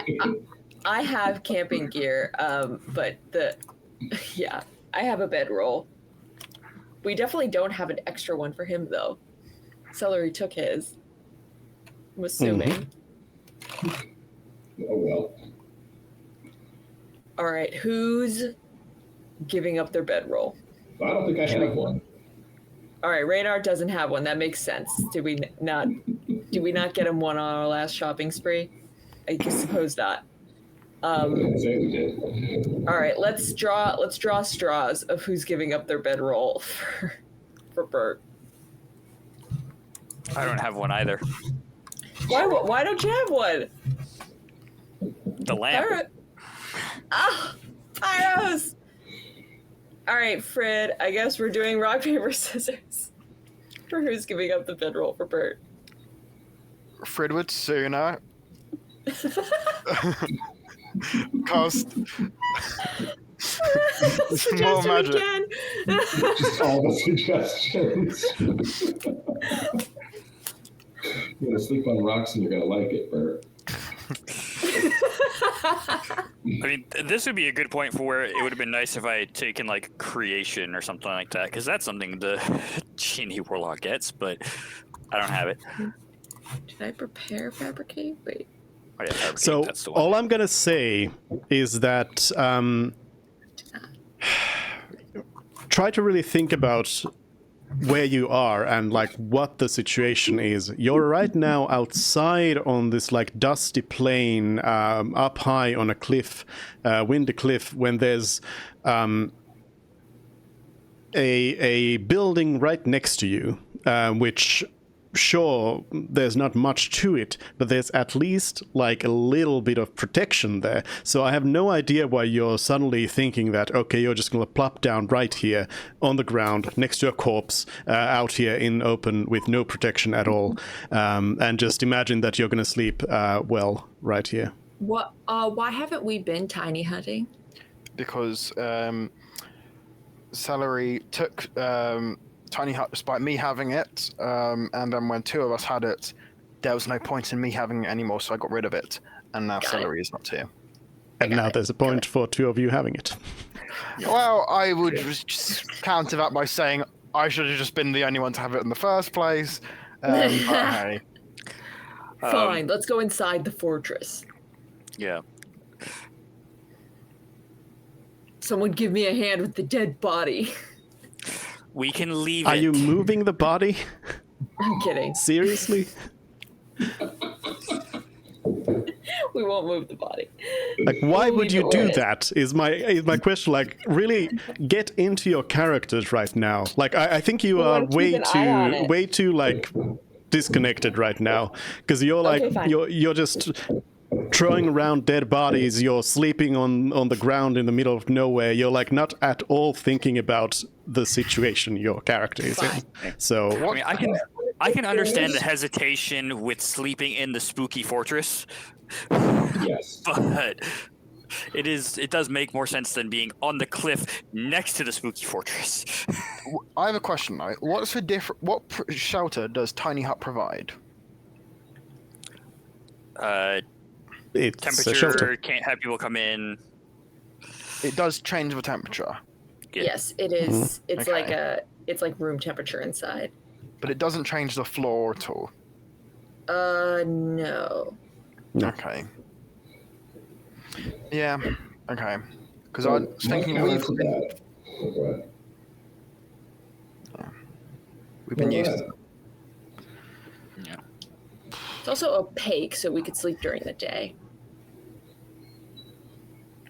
I think it's only opaque to the inside. Oh, I see. It's like one-way glass. Yeah. Okay. Well, I guess we're sleeping inside the fortress. Pyrus will set up an alarm ritually. Yeah, and I'll have Todd stay outside with the dead body, so it doesn't. Yeah, that's good. So nothing What- happens what's with the it. current status of the front door? Did we knock it down with an earth elemental? Did we like bash a big Yep. hole through it? Okay, good. It's Well, that was completely in one of my pieces. concerns about going to the fortress is those doors seemed to open and shut on their own.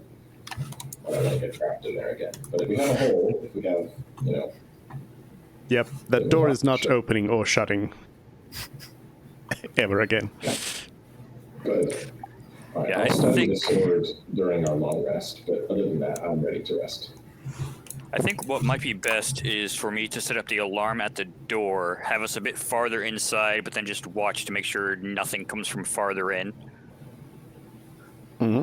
Okay. All right. So, the sword. I'm just gonna go ahead and message you on Discord with the sword. Okay.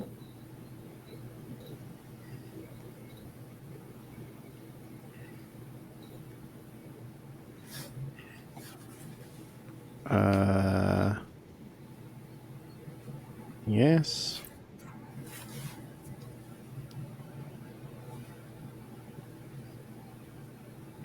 Yes. Yes. Yes. There we go. So basically, it's a +1 sword, but with a little bit of extra. Okay. And Well, I see you two will. of them.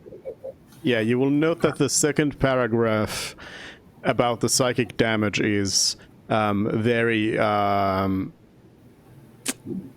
vague about the trigger, so you'll have to be aware of that. Okay. But yeah, everybody takes a long rest.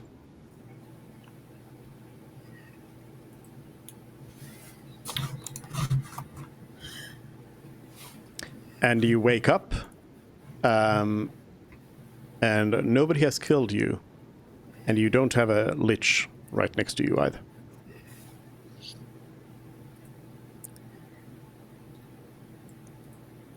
We've technically now had That's good. we've technically now had 2 long rests since we killed it.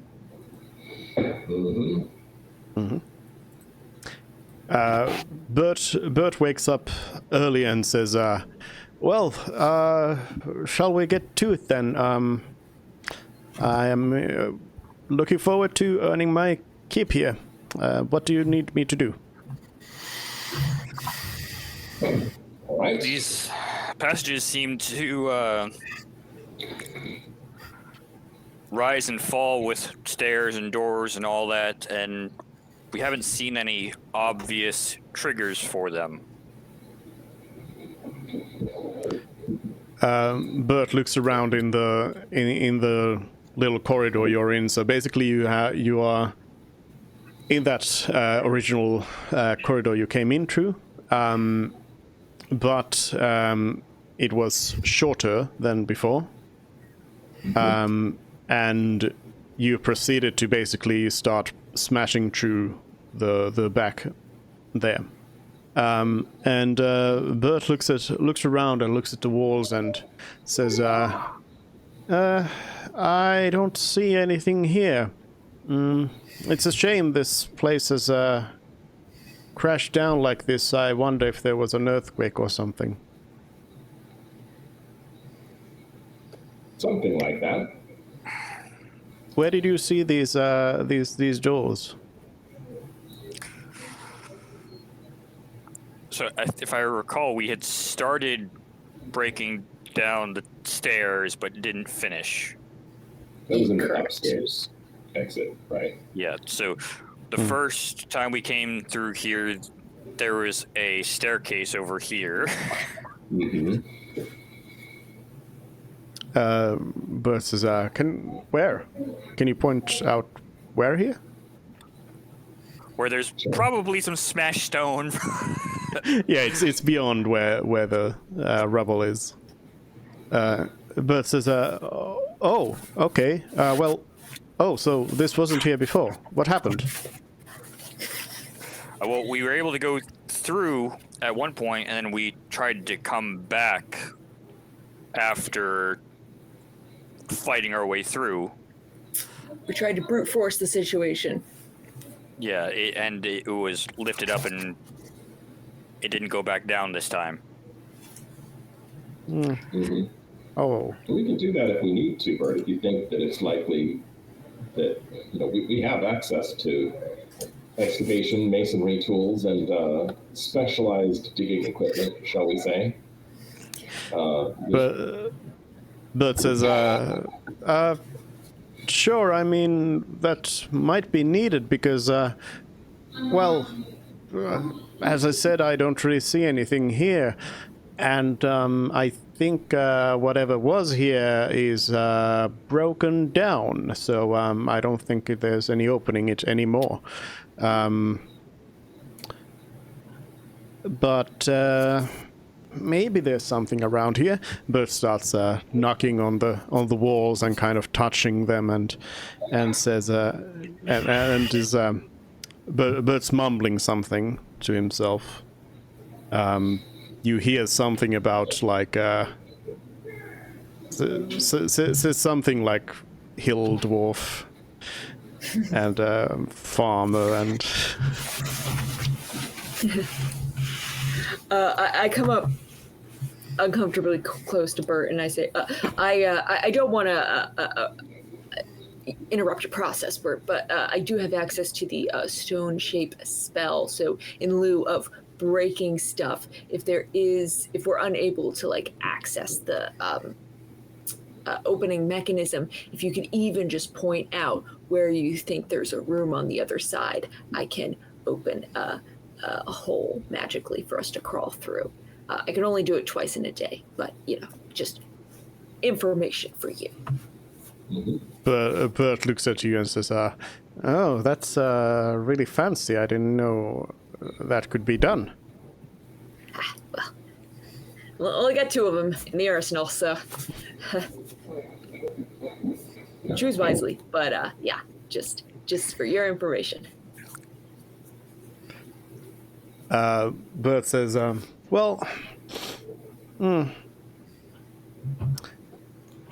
look, I don't know if I can be much help here. Like, there isn't anything here. No doors or anything, so I'm sorry.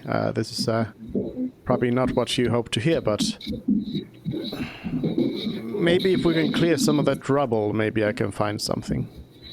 Should we try upstairs first? Sure.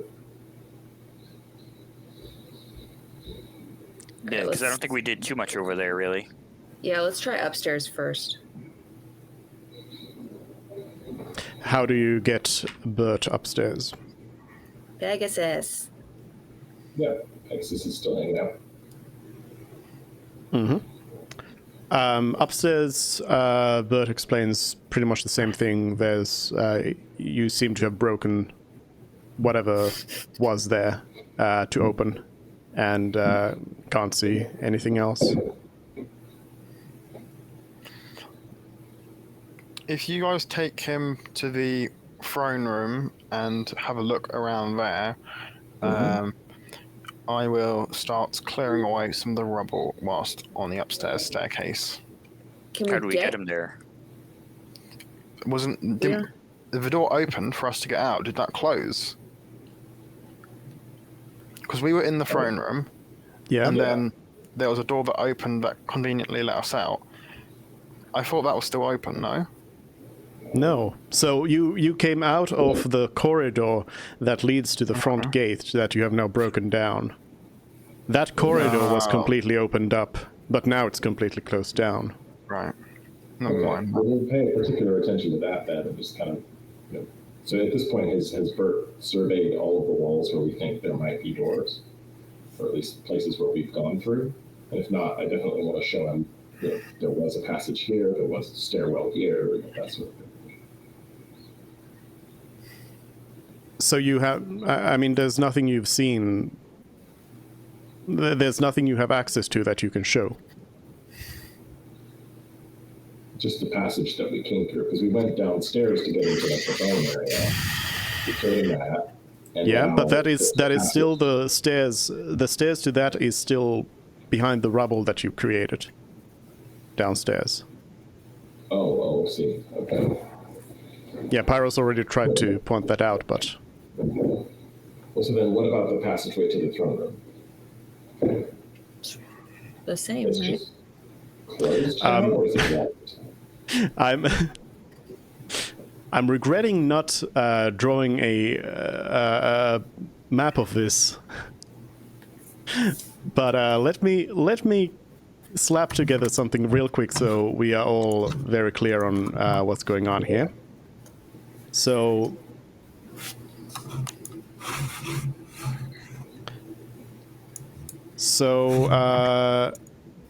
I'm just gonna freehand this real quick here. So basically, this is the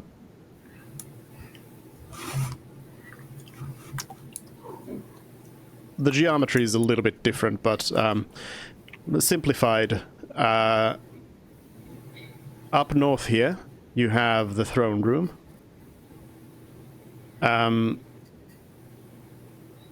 Here, you have the gate that is broken down. And originally, when you entered here, this is not to scale, obviously. Originally, when you entered here, there was a wall here. And then a staircase opened up here. Well, the other way around. leads the other way around, down that way. And then that staircase, or the other staircase, then came up basically from here. And then that both of those staircases closed down. Now, when you entered, the hallway was much shorter. It was now like this, you know. Okay. And you have started breaking it down. So now there's like rubble here on the way that way, but you haven't cleared enough to reach where those stairs were. Okay. And so then at this point, we've used Bert to sort of examine the whole entryway passage that we have access to, which is quite small, relatively speaking, and he's determined that there's nothing he can find that would signify another passage or anything like that. No triggers at all that he's found. Yep. Okay. Got it. Okay. And then upstairs, it was relatively small. It was just the stairs leading down to nothing, right? But I want to say we had been like blasting through. Straight Yep. down, right? Yeah, basically the staircase, you believe that it would lead you to like somewhere around here. This is from like a side view, again, not to scale off the staircase here. So like here's the door inside. And the staircase is basically like this. Wait, how do I draw this? Yeah, well, something like that. Kind of like the staircase just kind of ends there at the bottom. And what you proceeded to do was you proceeded to break this part down and kind of start creating rubble around here, which so far hasn't led you anywhere, but you believe, spatially speaking, that it should lead you to around like there. Okay, well, I guess we're just kind of looking to Bert for guidance on what he thinks is likely based on the geometry once he's kind of had upstairs and downstairs and we've told him at least what we've experienced. What does he think? He thinks just clear the rubble? Yep, Bert says you should probably just clear out the bottom passage and try to make your way to those stairs.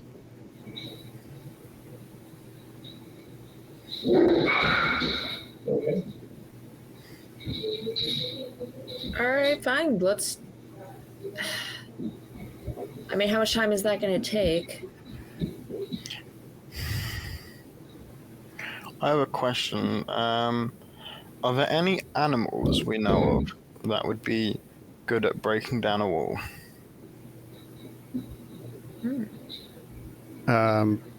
Big Generally speaking, no. elephant.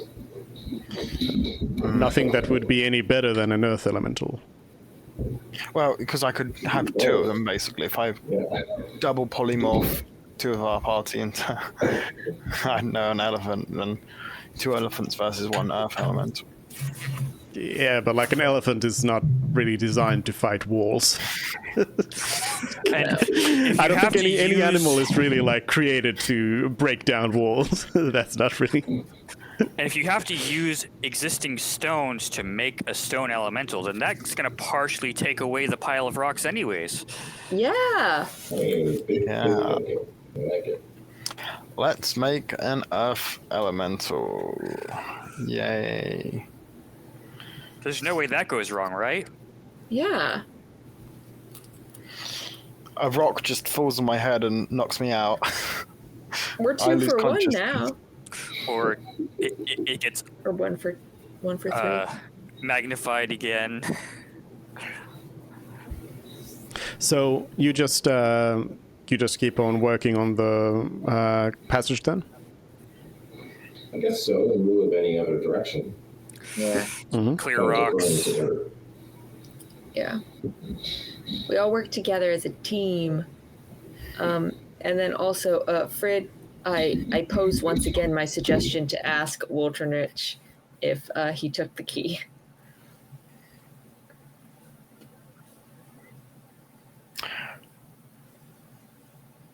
I'm going to cast Sending.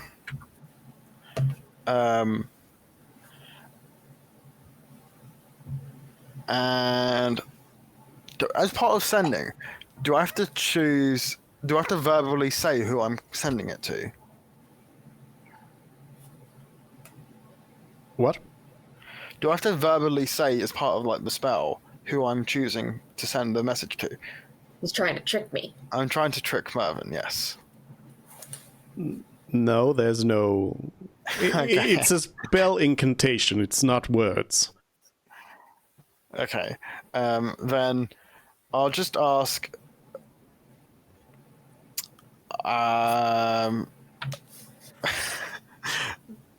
Someone from that murder mystery place, because we got to know them well enough, I think. And say, You'll need to name who if you think you know them. Bobbert. the Well, I obviously don't know Bobbit well enough because Bobbit was a changeling. Oh yeah. Well, what about none of your business? I'm going to look. The strong guy that had a Goliath that did a push-up competition with, I think it was Donnie. Mm-hmm. Was it Sarud? Donnie, yeah? Donnie, yeah, him. Do you have the key? Is what I will send.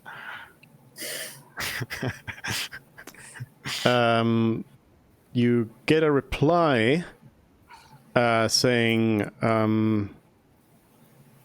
what key? Who are you? What is this about? I'm going to report you. And I say to Marvin, nope, didn't find out what we needed. All right. Well, it was worth a try. Yep. Let's hope he doesn't, send anyone after us. Walton Rich being such a horrible person, that Walton Rich. So he replied to Yeah. you then. No. No, he didn't reply to you. No, but he's still able. If he receives the message, he receives the message. That doesn't mean he has to reply to me. He may not have. I mean, that blimp thing has a word on it. Maybe. Well, we weren't in his good books anyway beforehand, so Yeah. I guess this probably wouldn't change anything. Yeah. Well, Do- I don't know. I was hoping maybe he'd want to brag and say, yeah, I took the key. Do you need me to roll any deception checks, Dave? No. I trust you. Why would I think you're lying to me? I don't know. Why would you? What is your No. The insight real modifier? question is why would you trust Frid? After all of these travels together, why would you trust Frid? My Because insight is +7. okay, I mean, if I have a persuasion of plus 15 and a minimum basically of 25 persuasion, that must mean when I'm telling the truth, I'm very persuasive. So I'm a convincing person. Why wouldn't you trust someone who's convincing? Because I know Mervyn you. knows how good of a liar you are. Touche. Yeah. We're best friends. Why would you ever lie to me? Why would I? So Frid, you're gonna have to burn a couple of more earth elementals. How many am I burning? Or how many? I've got. So that's one. Let's use another spell slot. Let's use another spell slot. Let's use another spell slot. And then we have one more. And let's burn it. So that's in total 5. 5 hours of an earth elemental smashing into walls. That'll do. So, after 5 hours exactly of grueling work, eventually you dig out enough that you think that you are now probably around where that staircase was. And you likely tell Bert that. Yeah. Bert comes over and starts inspecting the floor and says, well, thing is, I've never heard about this kind of staircase, so, I don't know if I would find it if I tried. Also, I mean, look, I'm just a farmer, okay? I don't do this kind of stuff. As you see, I'm a hill dwarf. Most of you do not see. Most of you just see that it's a dwarf. and you don't have an idea whether this dwarf would know mountain things or not. But yeah, but I'm a hill dwarf, so you know, I'm not that good at this. But I don't know. Give me a moment here. We believe in you, We Bert. believe in you, Bert. Can I give Bert inspiration? Yes, obviously. Let's do that. You can give it to any creature. Any friendly creature, I think. This is where we find out it doesn't work because Bert's not friendly to us. The Bert demon.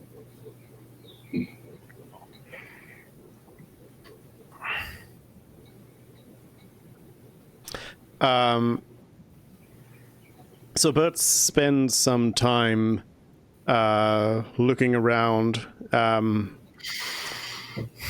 You look at him work, and you think that he indeed has little idea of what he is doing. It seems like he really is not made for this. He's just sort of knocking around at the floor, and then at some point just sort of leans on the wall and looks at the floor and huffs and puffs and says, "Yeah, that's a nice floor. Yeah, nice, very nice." Whilst he's doing this, I'm going to use message to send a quick one over to Reynard saying, "Why on earth did you bring this guy?"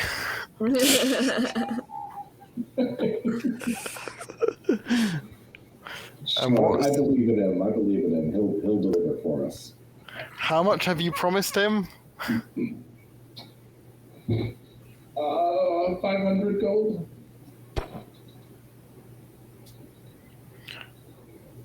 I'm going to say out loud, 500.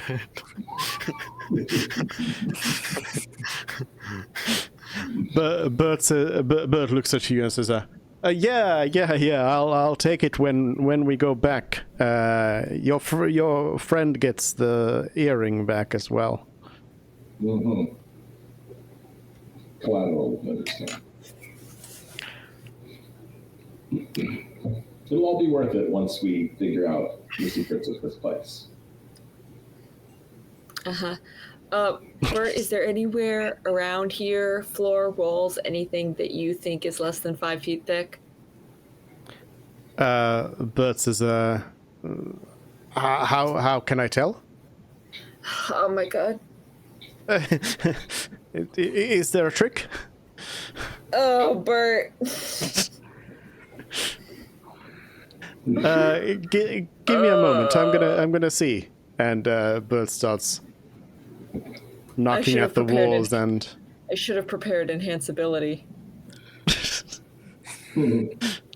you should have prepared summon dwarf. Yeah. If only Parsnip was here. Yep. Eventually, though, Bert suddenly says, "Wait a minute. What about this?" And points at the wall there. What about it? You look at the wall, and it looks like just nothing. What are you seeing, Bert? Walk us through this. Bert says, just push this," and pushes a little button on the wall that you had no idea was right there, and a door opens up. Yeah! Hell yeah, Bert! A door, not the stairs. Yes, a door. It's new! A new door! Oh, Bert! Oh, our beautiful Ariadne! Oh, I'm so happy! Bert says, "Oh, thank you. 700." Oh, don't push it, Bert. All right, let's go. All right, stay safe, Bert. Trail behind us a ways. We'll explore up ahead here, but we'll signal to you when it's safe to come in. Oh yeah, did we do a round of dark vision yet? No. Okay, let's do that. Oops. All right. Does Bert need one? No, he has dark vision. Yeah, I think dwarves typically have dark vision, yeah. I'm pretty sure they normally do. Okay. Bert, would you like a hit of dark vision? Bert says, what? Can you see in the dark normally, Bert? Yeah, can't you? Okay. I can, yes. Okay. I'll take one. These schmucks can't. All right. Let's go. All right.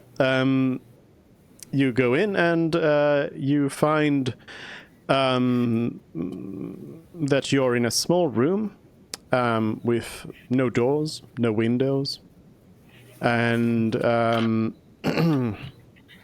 you. Yeah, it's actually mostly empty. There's like a little bit of like some sort of debris on the ground. Like it feels like something was here. Like this looks like it could have been used as like a storage room or something, but there's nothing here right now. Nobody's trying to kill you. Okay. Is this off the like left or right? If you're facing the throne room. To the right. To the right. Okay. All right. Well, I guess we call Bert in if there's no apparent danger. Mm-hmm. And we'll Bert says, okay, what do I do?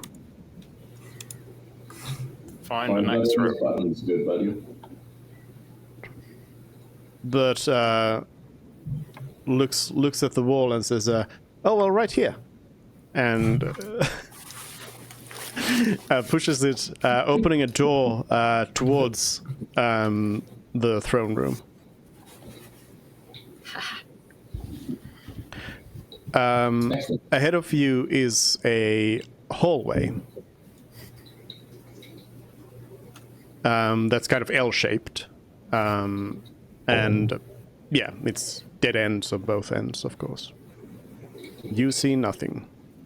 All right, Bert, you're on a roll. Keep going. Well, Bert starts walking down the hallway and says, well, here's one. Opens up the door. And on the other side, you find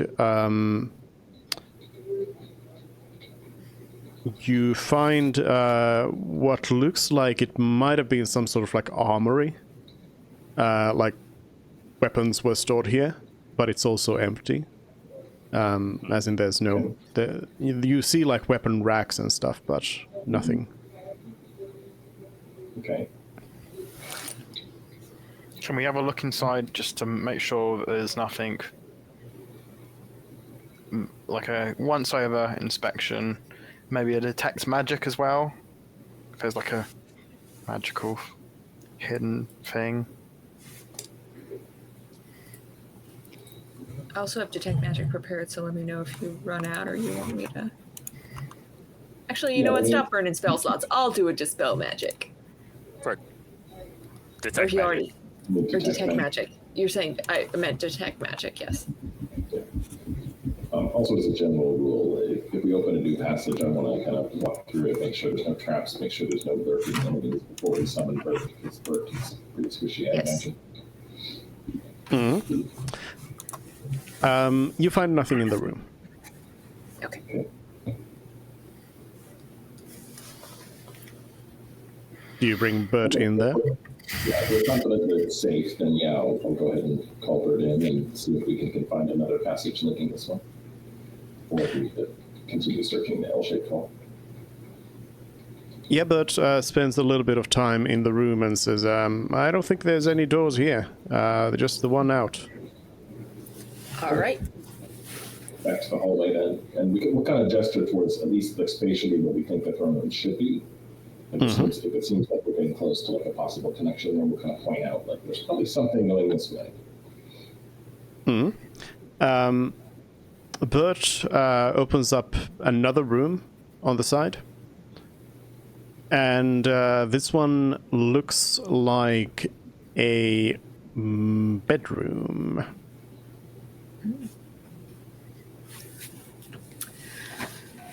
Okay. We searched through it.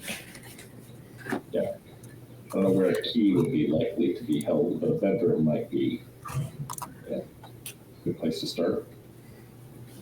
How long is it taking Bert to open each of these up? Is it possible for me to have detect magic up for 2 different rooms? It's 10 minutes.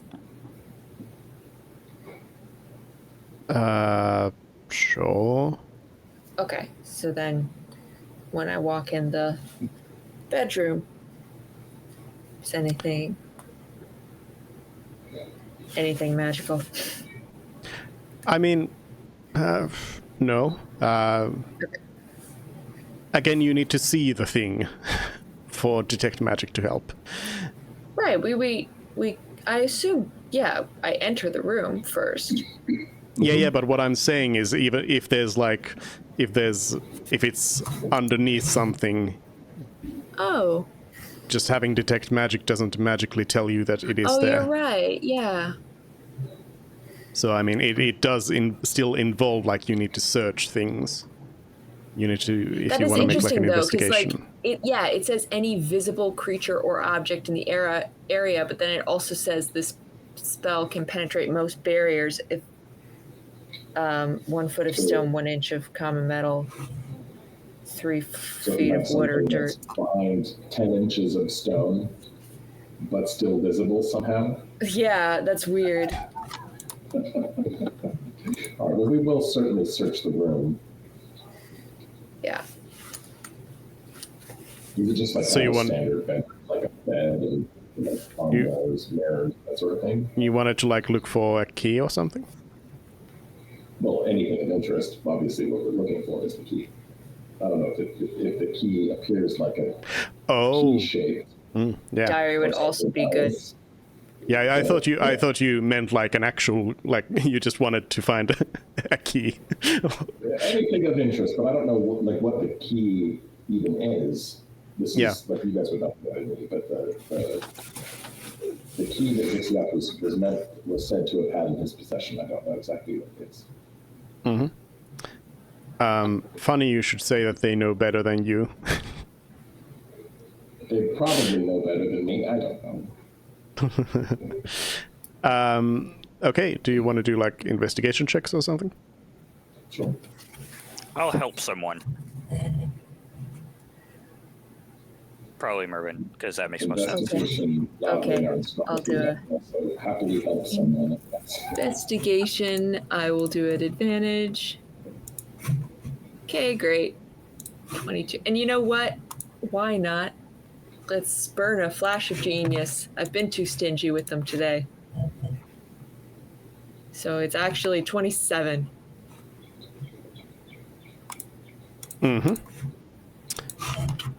So the room is basically seems to be like emptied out of stuff. Like there's a wardrobe that is empty and such. But you do find in a desk, you find a hidden compartment. And within that hidden compartment, you find a book. Is it a diary? I read it. It's a book with a skull on it. Do you read the Necronomicon? Do you read it out loud? Is Detect Magic still up? Is Detect Magic still up? No. I'll burn another one. Why not? Detect magic. It Is the is book evil? not magical. It's not magical. Okay, great. I open it up, or can I open it up? Yep. Okay, and I'll read it silently. You silently do not understand anything that's written there. Can I tell what language it is? Or is it that thing again where it's a skill that I don't have? You can do a history check. Great. Great. You have absolutely no idea what this language is. Oh boy. Am I since I was helping the merman searcher, was I close enough to see over their shoulder? Well, I mean, now that I know it's safe and non-magical, I could show it to you if you want to look at it. Yeah, I mean, I assume Mervyn is willing to share this. Yeah, I'm willing to share. Yeah. Mervyn just suddenly like, no, Mine. nothing here. It's mine. It's the precious. My precious. All right, so then, yeah, Pyros will take a look at it because Eyes of the Runekeeper. Oh right. In that case, I'm going to add it only to your journal here. Okay. So you will have to read it and relay the information to others. Okay, where do we? You'll find it in the inventory part of the journal. Yep, there we go. Talking about his crushes. Okay, so nothing is dated. I finally discovered a worthy pursuit. Ion will be pleased. The cataclysm that shook the world eons ago originated in the distant lands of Lyvernia. My research through those scarce sources exist leads me to believe there is a focal point of energy remaining on the continent. If I can only tap into that power, I should have no problems ahead of me. I have ordered my outriders to prepare us for a long journey. My dear homeland will be held in my memories until I return triumphant. As we near Lyvernia, I have been able to verify my suspicions. Mind you, I would not have left on this voyage if I was not already sufficiently certain of success. Nevertheless, the people out here do not seem to know the power I seek. I surmise the place must have fallen into legend. I will have to do some digging. We have traveled these unknown lands as vagrants for quite a while now. My illusions guarantee the elves welcome us, but we should not spend too much time here. I wouldn't find my quarry before finding a place to take over as my own. A major breakthrough. The elves were right. The key to the Tower of Ak was in the possession of the orcs, and now it is mine. Ion will be pleased. I have also determined a suitable location to move in. I'm confident the Empire of Colton will not lift a finger until it is too late. Doom and despair. My quest was for naught. The tower is no font of power. It's a prison and a tomb. Yes, I had the key, but using it would not bring me what I need. I am not powerful enough to contend with what is locked away in that accursed place. No one is.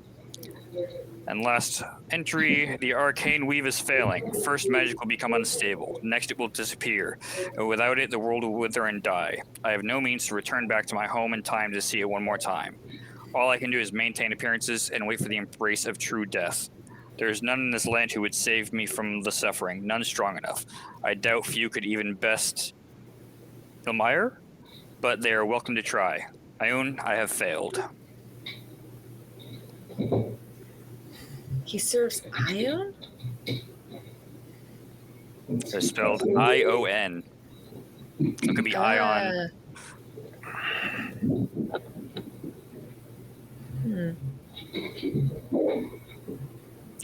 And Ilmire, at least I assume that's what it is. It looks like I-L-M-I-O-R.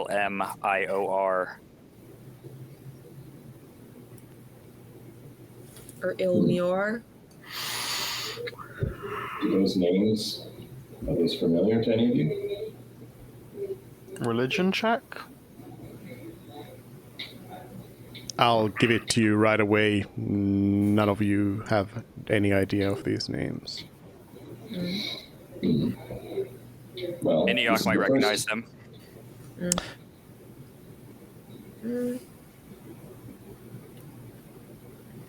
ENIAC was from an ancient civilization in Lyvernia, and this guy seems to be from a different continent. Mhm. I assume Burton doesn't recognize them. What general knowledge do we have of other continents, if any? Just that there are some, or Yeah, you know that there are others. Frid and Mervyn, you have actually seen a map that has more than Livonia on it. You've seen, you know that there's the continent of the Phoenix up northwest. You know there's an island chain leading northeast as well, and then you know there's the east, which is a continent to the east from which you have met one person as well, Gmem, that you fought before.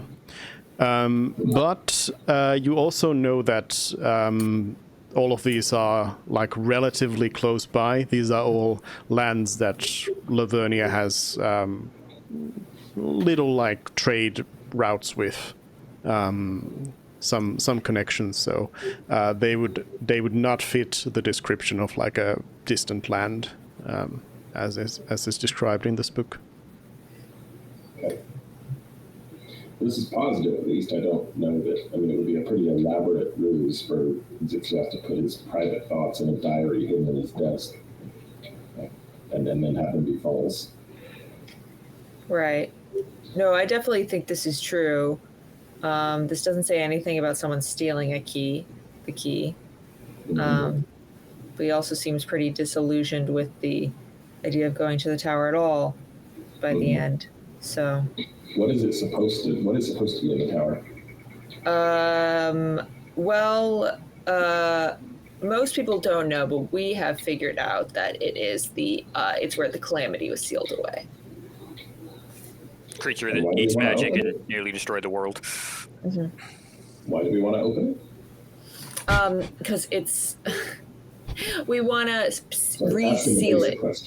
We want to reseal it. Something's wrong with the prison, or it's getting out, or it's doing something. The symptoms of the spell plague are the same as the Calamity 10,000 years ago, and we only know that because Eniok is that old. We've gotten sort of mixed reports on exactly where this creature is sealed. From what I sort of understood was there's the physical location where it's trapped in, and it had like some magic that Eniok was part of where its powers were sealed. As far as I understand it, its powers have been unsealed to a degree, and it's still physically locked inside the tower though. So it's having an effect on the land, but it's not free to roam, from what I gather.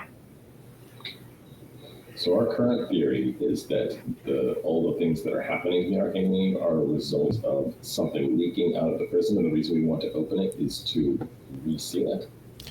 I believe that is our goal, yes. Okay. So Zixiaf seems to think that would be foolish. Yes. Have we encountered anyone else who might agree with that? Agree with it being foolish to open or try, or? Yeah. Eniok has told us it will be incredibly difficult, and but it's something that needs to be done. But from what my impression was, he doesn't really think we can do it, ability-wise, as he doesn't think too highly of us, doesn't really clue us into his plans before he acts, and has used us as meat shields in the past. So, yeah. So getting the key is still a worthwhile endeavor. It sounds to me like the key is probably still here in some capacity. I don't know. Not necessarily. If Walton Rich was the person who was the wizard in question that beat up Zixioff and took the key, that's very likely because Waltonrich is the most powerful wizard in the Empire. And he's trying to get into the Tower of Arc right now. He was trying to get into the Tower of Arc. So it has reason for him to come collect the key. And we also think that he has his own reason for wanting to get into the tower to release. Would have there been a reason for him to be disguised, though? Yeah, that's the weird part to me. My thinking there is the disguise of Waltonrich. Waltonrich is a disguised being, and I personally think he might have been like killed or whatever, and Waltonrich, as we know him, is just a fake. And Zixioff was powerful enough to determine that Waltonrich is a fake. So, that's my headcanon. An additional context for David is that last time these heroes met Waltonrich was basically in a meeting where with the Emperor and everyone. Everyone was present and kind of determined that, okay, this is the situation. The Tower of Arc is the place to go. We need to fix things there. And then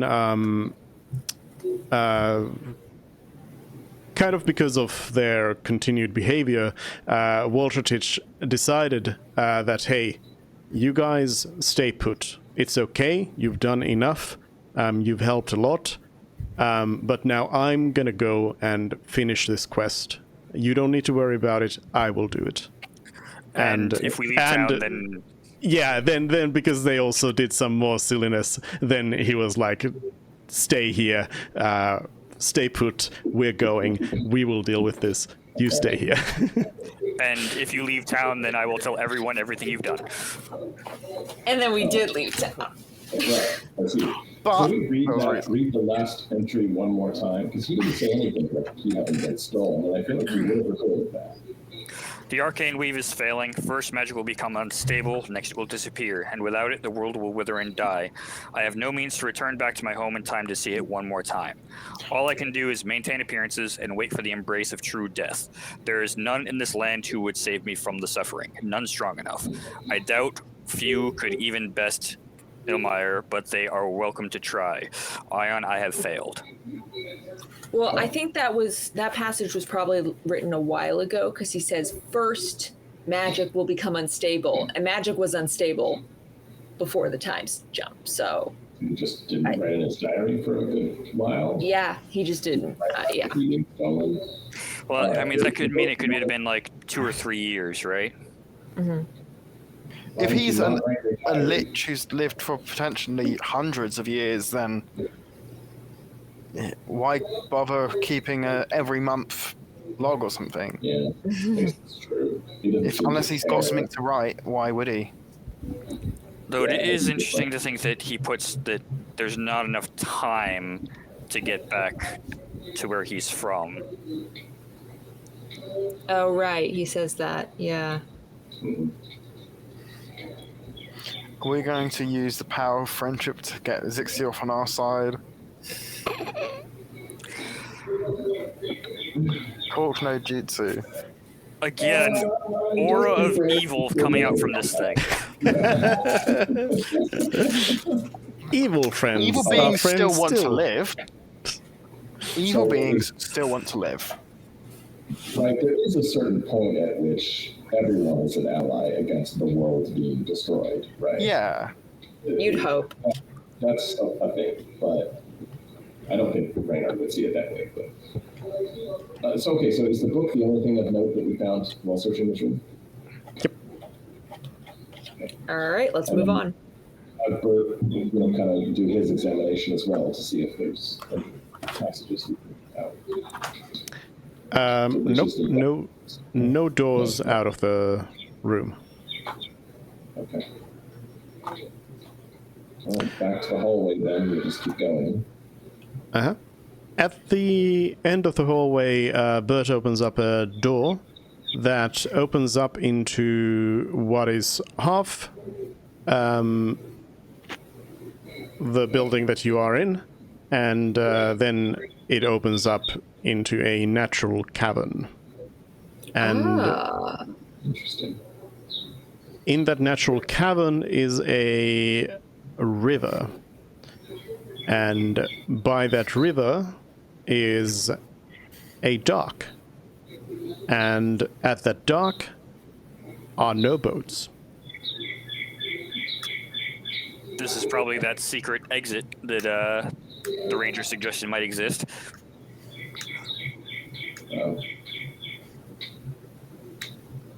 Very cool. That we decided to try not to find. Yeah, well. Would have been much help without the dwarf anyway, so. Yeah. We've got Bert here with us now. Okay. That's all there is here. It's just like an underground river, but. Yeah, you also see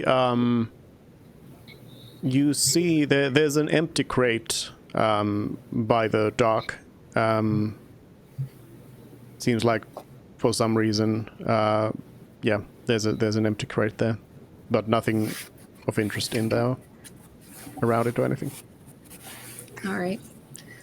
Definitely seems like they emptied everything out at some point. Yeah. For sure.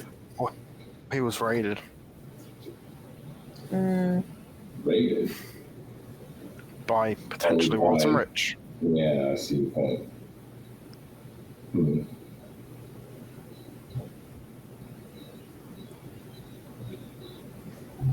Okay, I mean, I guess we keep searching. We'll just, again, go back. I'm trying to find a way back to the throne room as kind of a starting point for any further delving.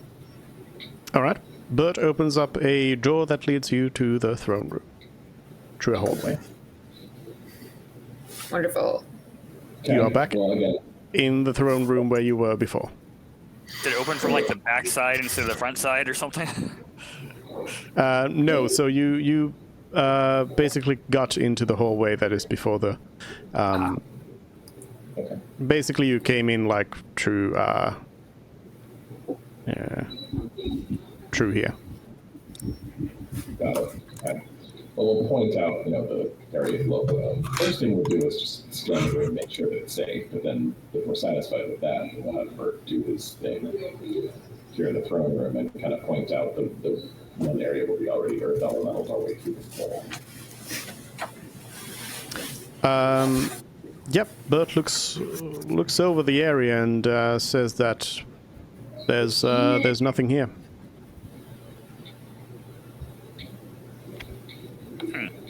The whole room? Even like the passage here that we did open up? Yep. There's nothing narrowing down the other side. Okay, well, can we have him like kind of duck into the passage that we did open then, or the room that we did open where we found the woman? Sure. Nothing there. Nothing there. The side question, does he have any... No, never mind, he wouldn't know that. Okay. Any other thoughts?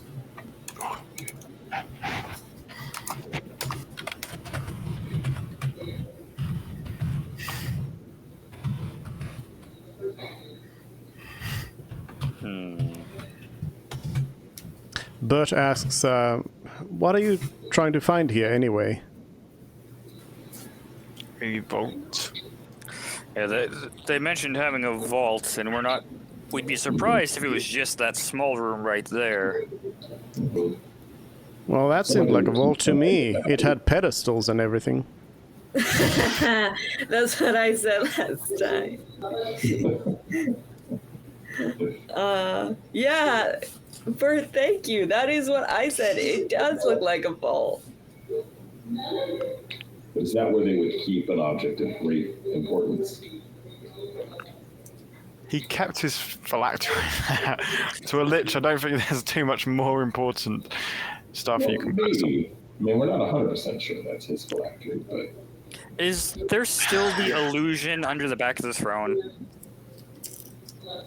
Nope. Okay, so why that's would actually he have visible. a different lich's phylactery? I mean, there might be more than one lich in service to his cause, I don't know. I'll grant that it's probably his phylactery, but it seems odd. I mean, It would be a very effective thing to do for two liches to kind of trade their phylacteries. That's a lot of trust. Yeah. Here's my self-destruct button. Here's my self-destruct button. I trust you. true love. Yeah. Well, it's mutually- What if they were best friends? Yeah. They're best.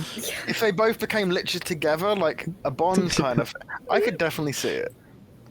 Out of curiosity, actually, can we have somebody try a cantrip here? Because there was a no magic field last time we were in this All room. right. Firebolt.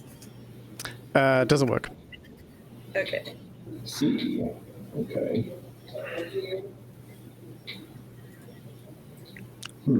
I guess I could ask the Mr. Dwarf here if he notices anything odd about the stones in this room compared to the rest.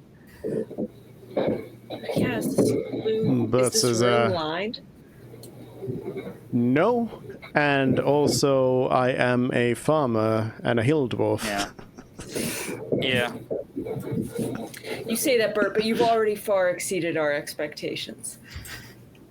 Yes. No, I think your expectations were to find like a magic dwarf that just finds everything.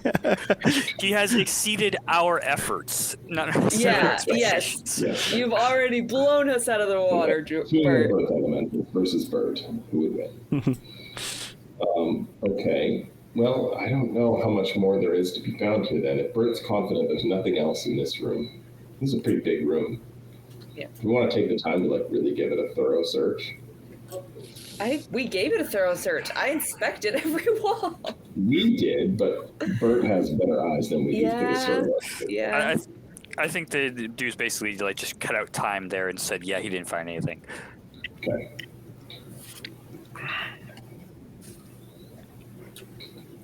He's also said this is the vault. I mean, I think there's only two places he'd have the key.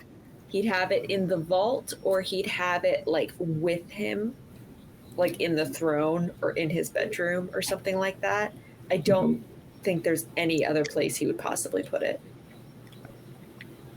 Well, we still haven't found, Morden or. Yeah. I don't know. I feel like.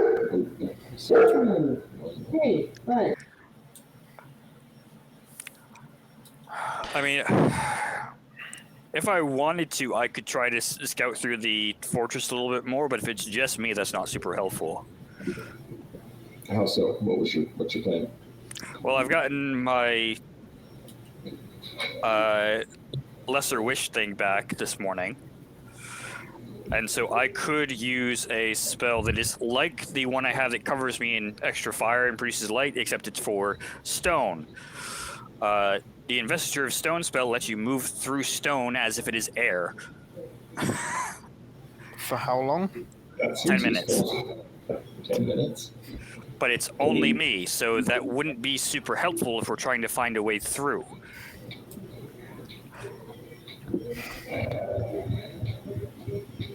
I I mean, feel like in 10 minutes with haste on, especially if I'm we can gonna- give you Lisa. I'm gonna paint some light on a few details here. So you have found evidence of the place being emptied, Yeah. and you have found a river that appears to be leading further into the Underdark or somewhere at a dock which doesn't have any boats, which means that whatever boats were there have been used to get out of there. So, and you have so far not seen anyone. Nobody has tried to come stop you after you've been pounding away with earth elementals and everything. So I'm just saying that there's probably a pretty high likelihood that you're not going to find too much in here, considering yeah. it appears to have been emptied. Yeah. All right. Are we thinking do we want to? I don't know what we have in terms of options for navigating the river. Is it worth following after whatever Why took those bother? rates and left? What, and send the Pegasus by itself to drop off Bird? Sure, could do. If we're happy that we're done.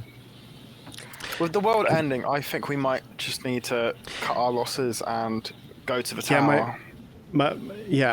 That's kind of what I would have pointed out, is that again, you are kind of on a timer, and what is the point of going into this random river? Like, what are you expecting to find? Like, what is your quest right now? What are you trying to do here? Well, didn't the orc person that was sent us here in the first place, didn't they say we had to come back to the key for them to grant us permission to go to the tower? Yes, but if there's someone already in there and it's unlocked, then... Yeah. All right, so, I mean, permission be damned. If the world ends, the world ends. All right, let's just go back to Jost then. Yeah, hold on. Let me remind you that they wanted you to bring the key, not so that you can, unlock the way, but rather so they can then give you permission, because you need that permission, or else there is some sort of death thing that is going to kill you. Having the key has nothing to do with that. You need the permission from the orcs. Yeah. Let's just give them the phylactery. No, let's go there, and then they can answer who has come to claim permission. What? If Waltendrich got the key, and we asked them point blank, they have a full army. Do you think they could get to the tower? And they said no. They said the protection on the tower is so powerful that even if you had, and it's possible that they were like really confident in their abilities as orcs to defend anything, and it doesn't matter how big the other army is, we'll win. But I think that they are correctly estimating their abilities, and Walterdrich knows that he needs permission. He doesn't just need the key to unlock the tower, he needs permission. So if we go to Jost and ask them, has anyone come to claim permission? And they say, yeah, the Burr of Colton did, then we have our answer of who has the key. Can you use sending to talk to them? Yeah. Not in this room, we can't. So right. I think it probably behooves us anyway to get out of this room and get away from this no magic field, given that we are carrying a phylactery that might pop at any moment. Yeah. This is day 3, right? Yeah. Okay. It's probably at this point been roughly 48 hours.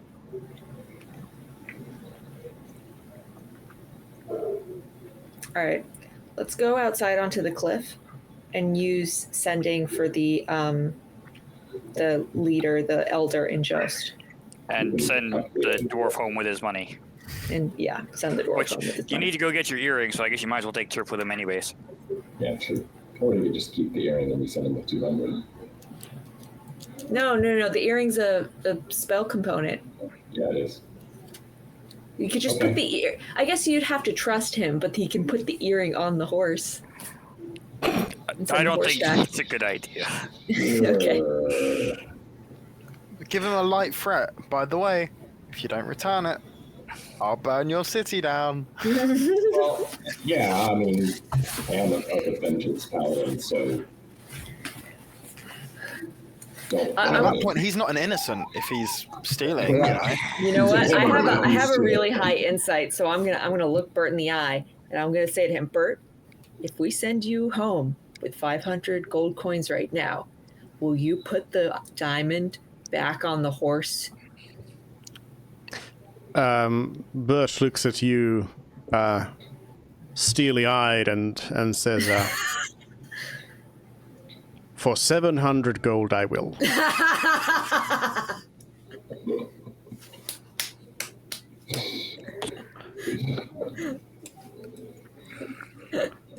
Love Bert. I'll leave that to you guys. Bert, would you You like to take come that one. join? Would you and your family like to come join our cause in a tower north of Catbury? For 700 gold.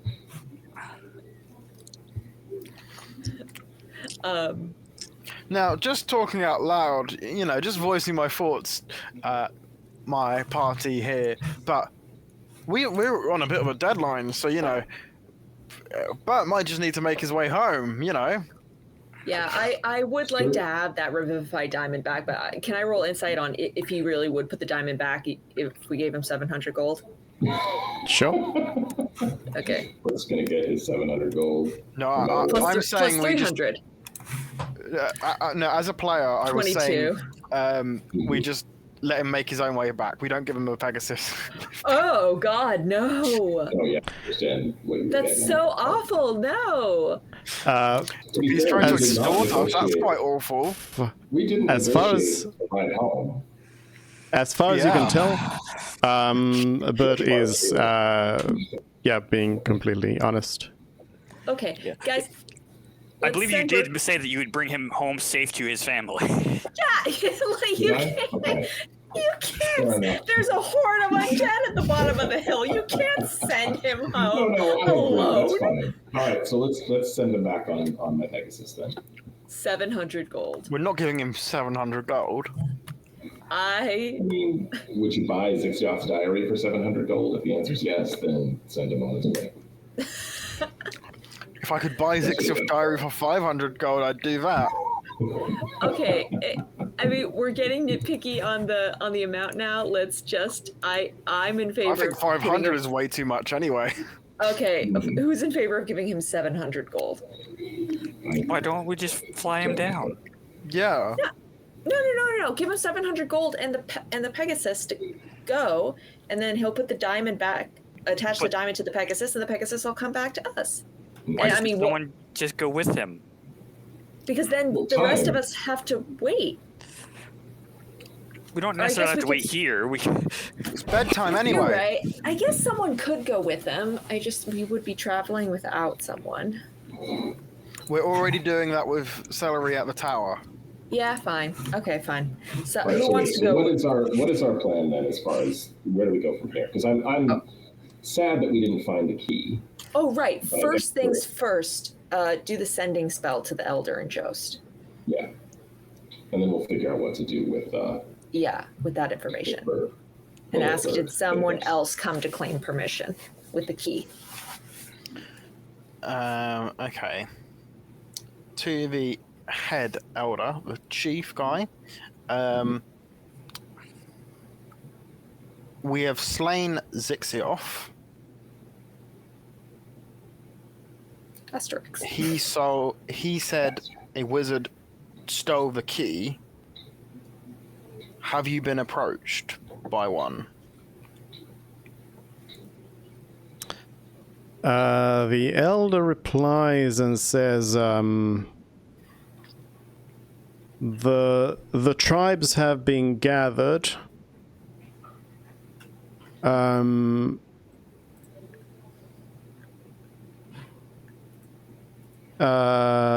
An ambassador of Colton arrived many days ago.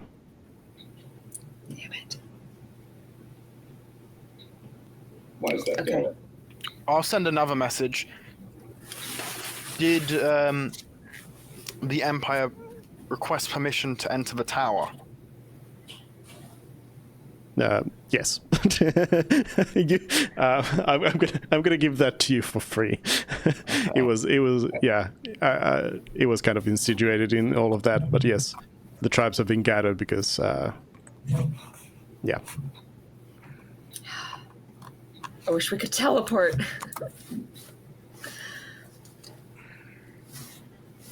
We can. That's Alright. just a big risk. No, we can't. We don't have celery. Yeah, we need to go get Celery and then. Okay, so would what's our probably- current plan? Are we just going to go towards the tower, or are we just going to go to Jost? No, we need to go to Jost. Yeah. How do we get there? We have to travel on foot.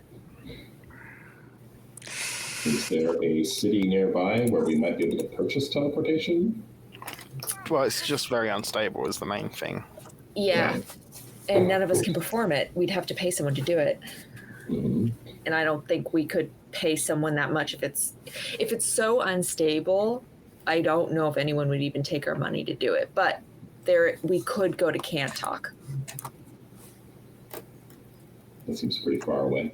Judging from our background. This is Cantok relative. Actually, is more like here. It's poorly. It's not in scale at all. Okay. Cantok is like more like there, and it's and then there's a path. There's a path. Wait, sorry. Yeah. So there's a path from Cantok, like sort of like that. Yeah. If I remember correctly, and then like over to Joe's. Based on the conversation at the village, though, they said the closest town was 3 days to the east. But I don't think that's a town big enough for our needs. Right. Yeah. I think Cantok's on the way to Jost anyway, right? If we're traveling by foot. Yeah, because we have to go through the roads on the desert. We can't travel over the Can't dunes. go straight across, right? Out of curiosity, do we know what would happen? Like if I just hopped on the Pegasus and flew straight as the crow flies all the way down? I mean, I assume that's bad, right? I think we'd get shot out of the air. Okay. Yeah, I mean, obviously we're not the only ones who have access to flight. Yeah. Okay, so then I guess if everyone's traveling on foot, and it's really not a problem, I can just take the Pegasus to take Bert home, give his money, get my airing back, and then catch you guys on the road to Cantok. Yeah, that seems fine. Okay, and that's the plan. Okay. First we rest, right? Yeah.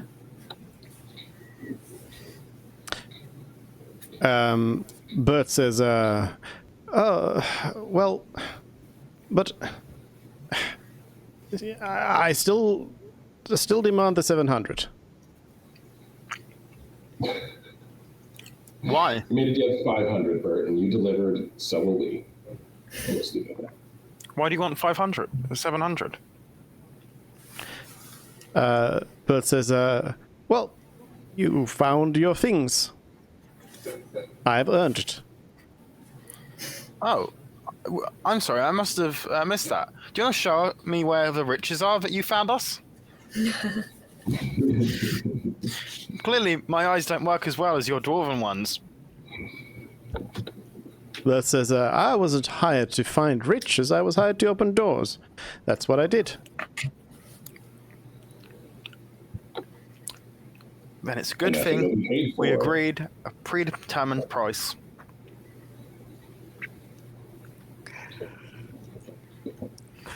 Bert says, I want to preface this by saying that I'm saying this as a joke, not actually in character.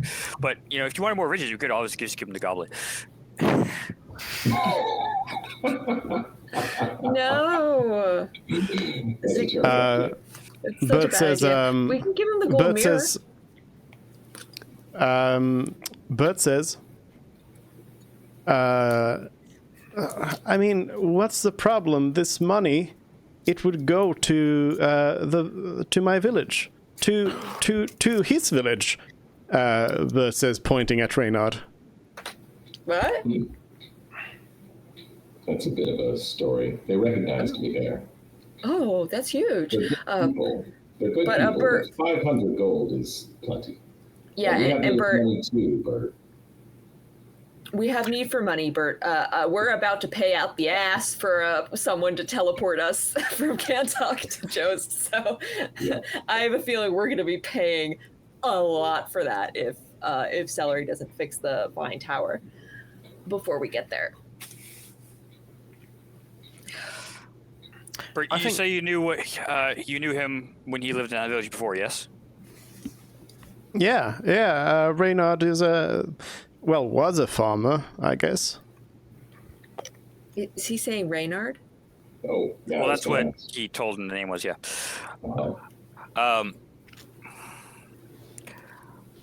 I think that we can do something that would benefit both of us here then.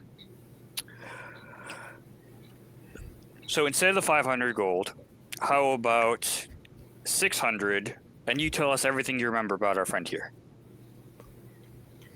Bert says, 700. I'll do it. 1 second, let me look at my character sheet. How many resources I still have? Oh, look, I still have enough sorcery points. More suggestions. I'm going to use unsettling words on Bert. To nuke his saving throw.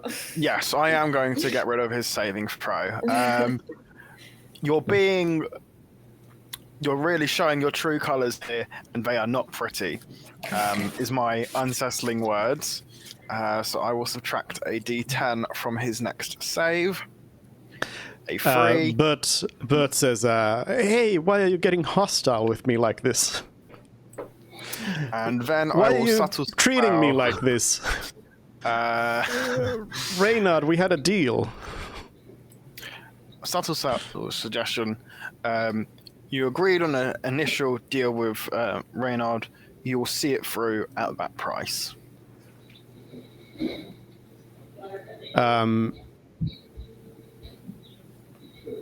So he needs a 21.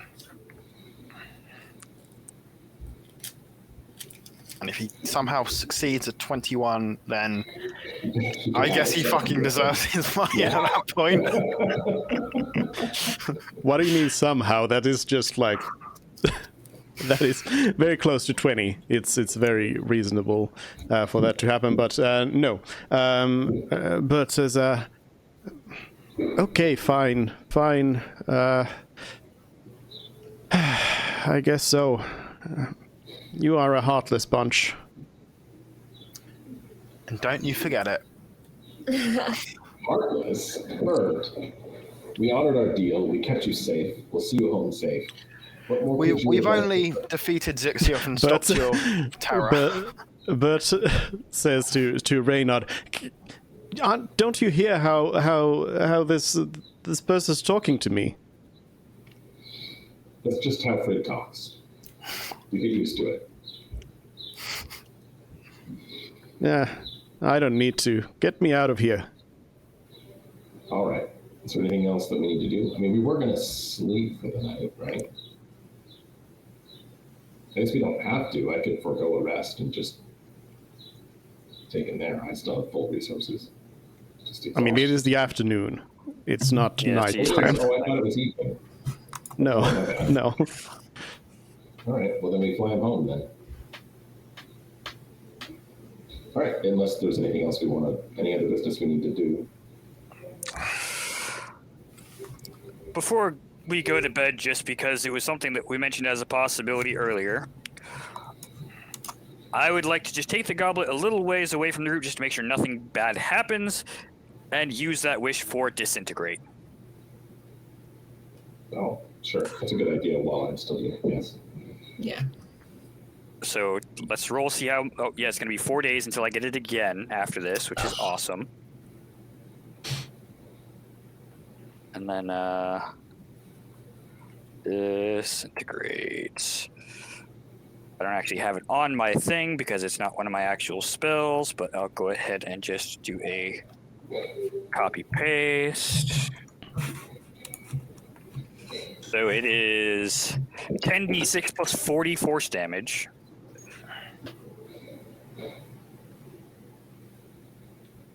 I did not roll. That's awesome. There we go. Wow. What? That does not... Oh, I hit 1d06. Oh my god. Okay. Wow. 1d... Or 10d6. Okay, so then plus roll 40. 9. There we go. So, 84. Wow. Or it's 80. Or wait, 40... Oh yeah, you're right, 80. 80. You cast the spell on the thing, Yep. and nothing happens. God damn it. I stand by that as a good guess, though. Mhm. We'll work on it. It's worth a try.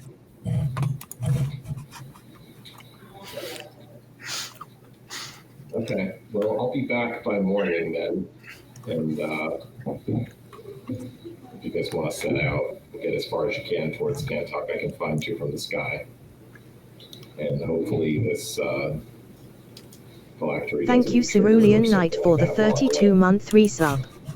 Emoji clap Duke Fodav Zukinako heart.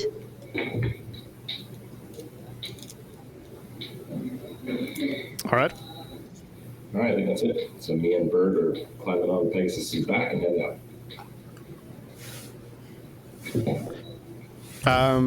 Okay. So you take Bert back. Do you take 500 gold with you? Oh, I thought you'd already been paid. I'll take 500 off the cart. Yeah.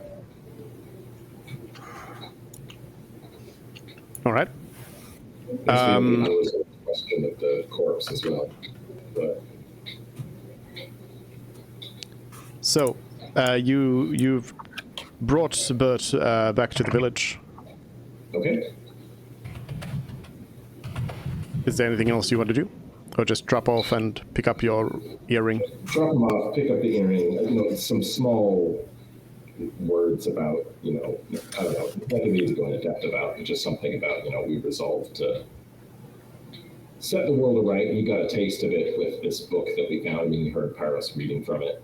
That there's big things in play here, but I won't forget the village, and I'll be back, and I'll see them all again and figure out exactly what happened once all of this is put right. And that's it. Bert says, well, thanks for the money.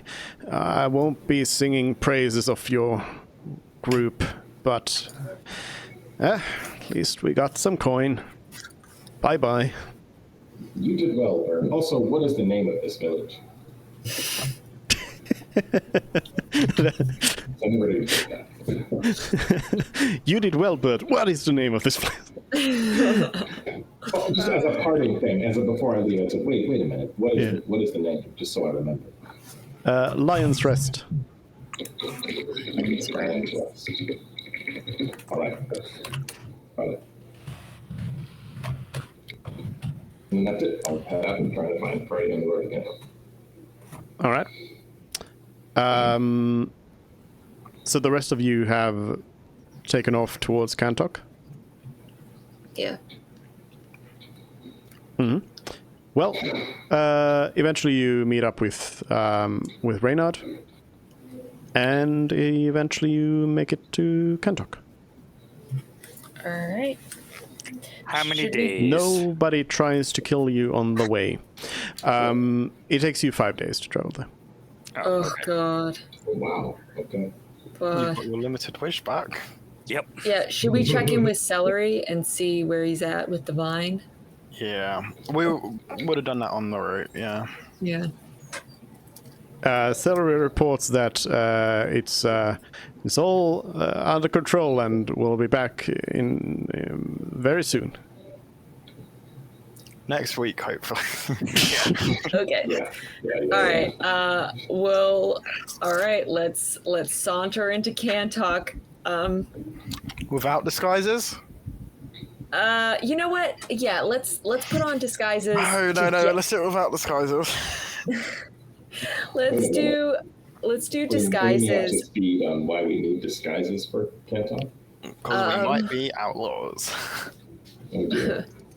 But I think we'll have to. I think that. Do you want to try and scam the Wizards Guild or the Mages Guild or whoever, or do you want to be upfront with them and beg for their help? I want to not teleport. Oh. Because last time it worked very well for us and caused us a lot of time and item loss and emotional damage. In reality, the way the paths work, I kind of just want to walk it. How far is it from here? Or Just? potentially just hire a caravan that'll go through the night or something. All right, Dupe, how many days is it to Jost?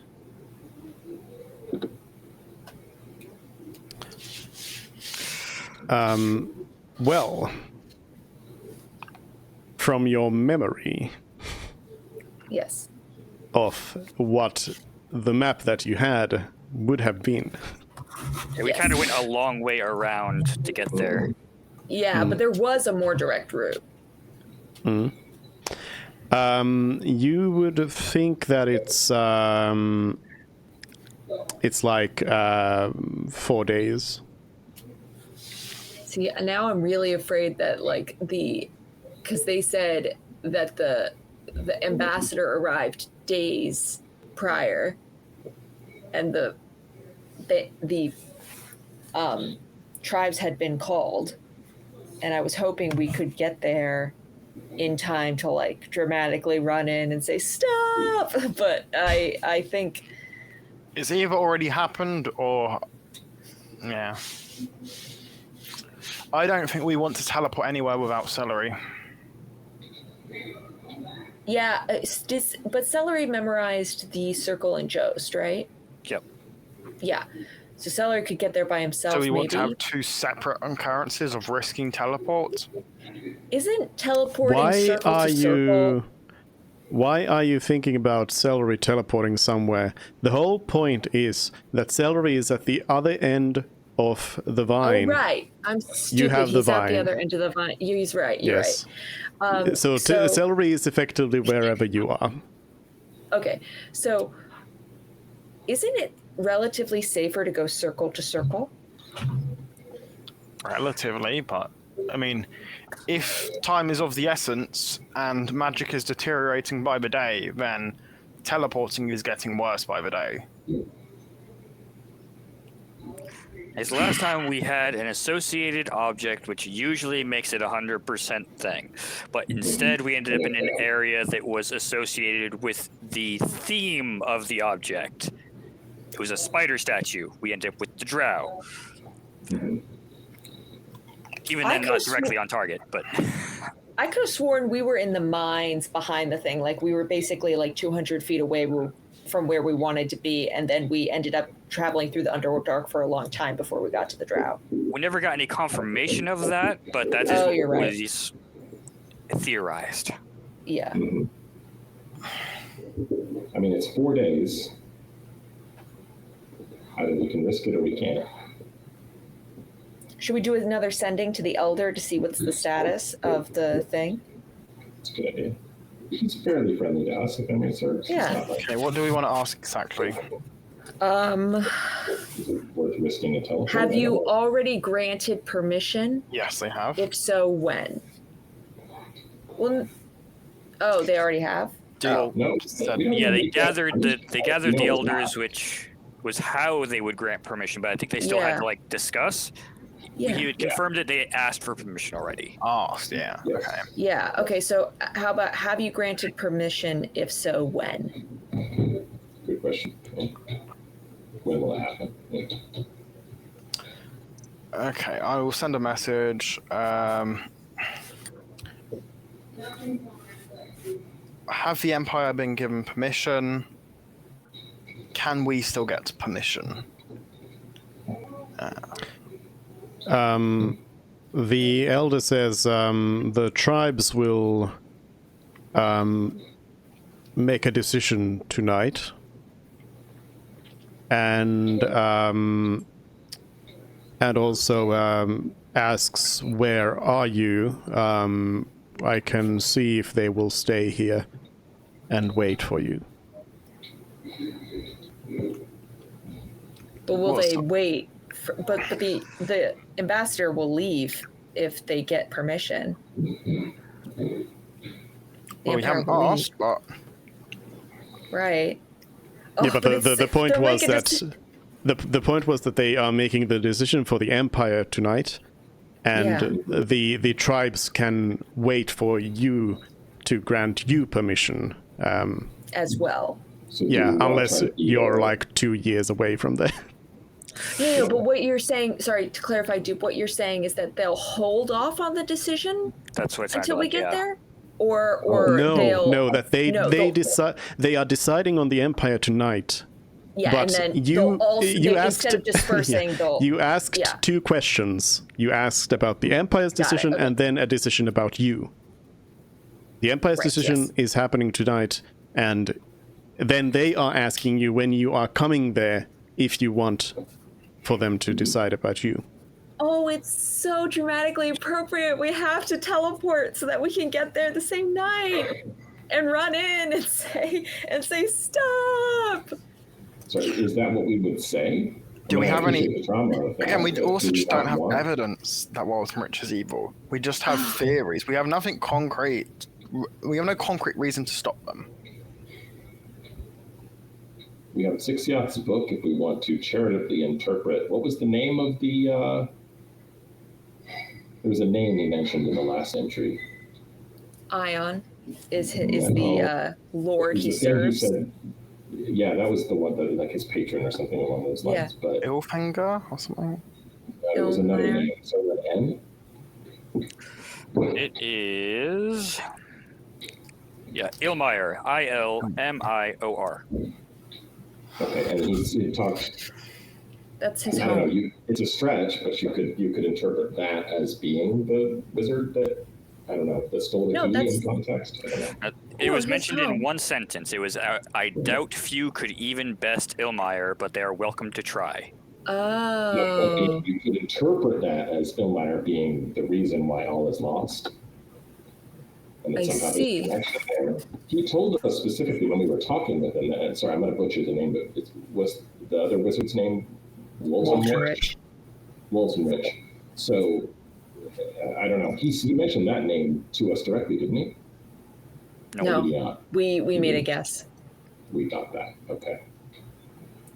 Well, from the context of that last journal entry, it seems like, all is lost because of this thing that, I don't know, it's a reach.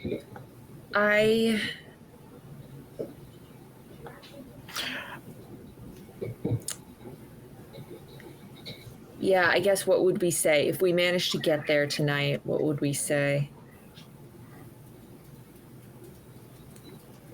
I appreciate the drama of it, like burst through the door and say, I object Yeah. to this wedding, Yeah, that's exactly the moment I want. But we have to have some convincing argument. We can't just be there and expect it to happen. But is the answer really as simple as we're not the chosen ones to do this and the Empire can just handle it? I mean, it's a jurisdiction thing kind of at this point, because who has legal jurisdiction over saving the world? Because everyone wants the world to be saved, but we're not in the Empire, or we're currently in the Empire, but we wouldn't be in the Empire. We're like operating off of the assumption that the Empire is that Walton Rich is up to no good. But what if he's really like just better equipped to do it? So I mean, our that is argument like literally what he did say. So That's what he said to us. What if he's telling the truth? We're Is our assuming All he's right, lying 'cause campaign we're the over. main Let's just sit characters. tight. We're we just assuming he's want lying because more we're the main power characters. support. Because we're the main characters. There's the plot armor. Come on, please. No, So that you have some context on why we aren't really trusting him as well. Whenever we have fought a creature that is being like controlled by whatever the spell plague stuff is, their eyes glow blue. Walter Ditch, a while back, lost his vision supposedly from using a divination spell and has been blindfolded. At the most recent meeting with him, with everyone, we were able to basically convince him, just as a show of good faith, to remove the blindfold, and his eyes are completely sealed shut. So it's like, we have no idea if he's being controlled or not, but... that seems like a reach. Yeah. You haven't met him. and they also to specify, they did this in front of the emperor and all the aristocracy that was like The top in court brass there. of the Empire. Yeah. And they were we just also- like, we accuse you of being evil, and you need to take off that blindfold right now. And then Waltrandish is like, okay, look, I'm blind. It's also Okay. important to mention that a person that we have met Awkward. a single time, introduced himself as the Imperial Spy Master, and said that he has suspicions about Waltrandish. Right. Okay. Let's message the Spy Master. Yeah. Oh yeah, Um, that's a great idea. I'm going to send him a we message. need to think about building a case against this guy. Yes. You know, at this point, just given the nature of what we're doing, we're going to carry this chalice into the throne room and call Dixia as our witness. he's slowly forming. That's about to happen. He dramatically appears just as we need him. We give him blood into the gauntlet or something. Right. It's all coming together. The plot. Yes, the Marvin- brilliant idea of bringing a lich in front of the Emperor. I think we get executed on the spot for war crimes at that point. I don't know why you haven't already. It was so. It was so armor. funny and so nerve wracking. The time that Waltrandish got mad at us because I stole a bag of holding from his tower, and he came to collect it because he found out that we had it, and then we had just stolen the recipe for Arcanium and had it in our cart, and he ordered his crew to search our belongings for the box, but also search everything we had, and we were like, oh god, no, we didn't hide the recipe whatsoever. It's just in the box. It's just in. And for reference, at the time, Arcanium was like nuclear launch codes, national secret level, and Oh my god. at the same time, we were also hired by the Emperor to do a job for them. So do we have enough knowledge of this spy master guy to connect to him or to contact him? Yeah, I've sent him messages in the past. Yeah. So what I'm going to say to him is, I believe Does- he's never responded. does Walton He's been on Rich the boat though. appear as though he's going to end the calamity?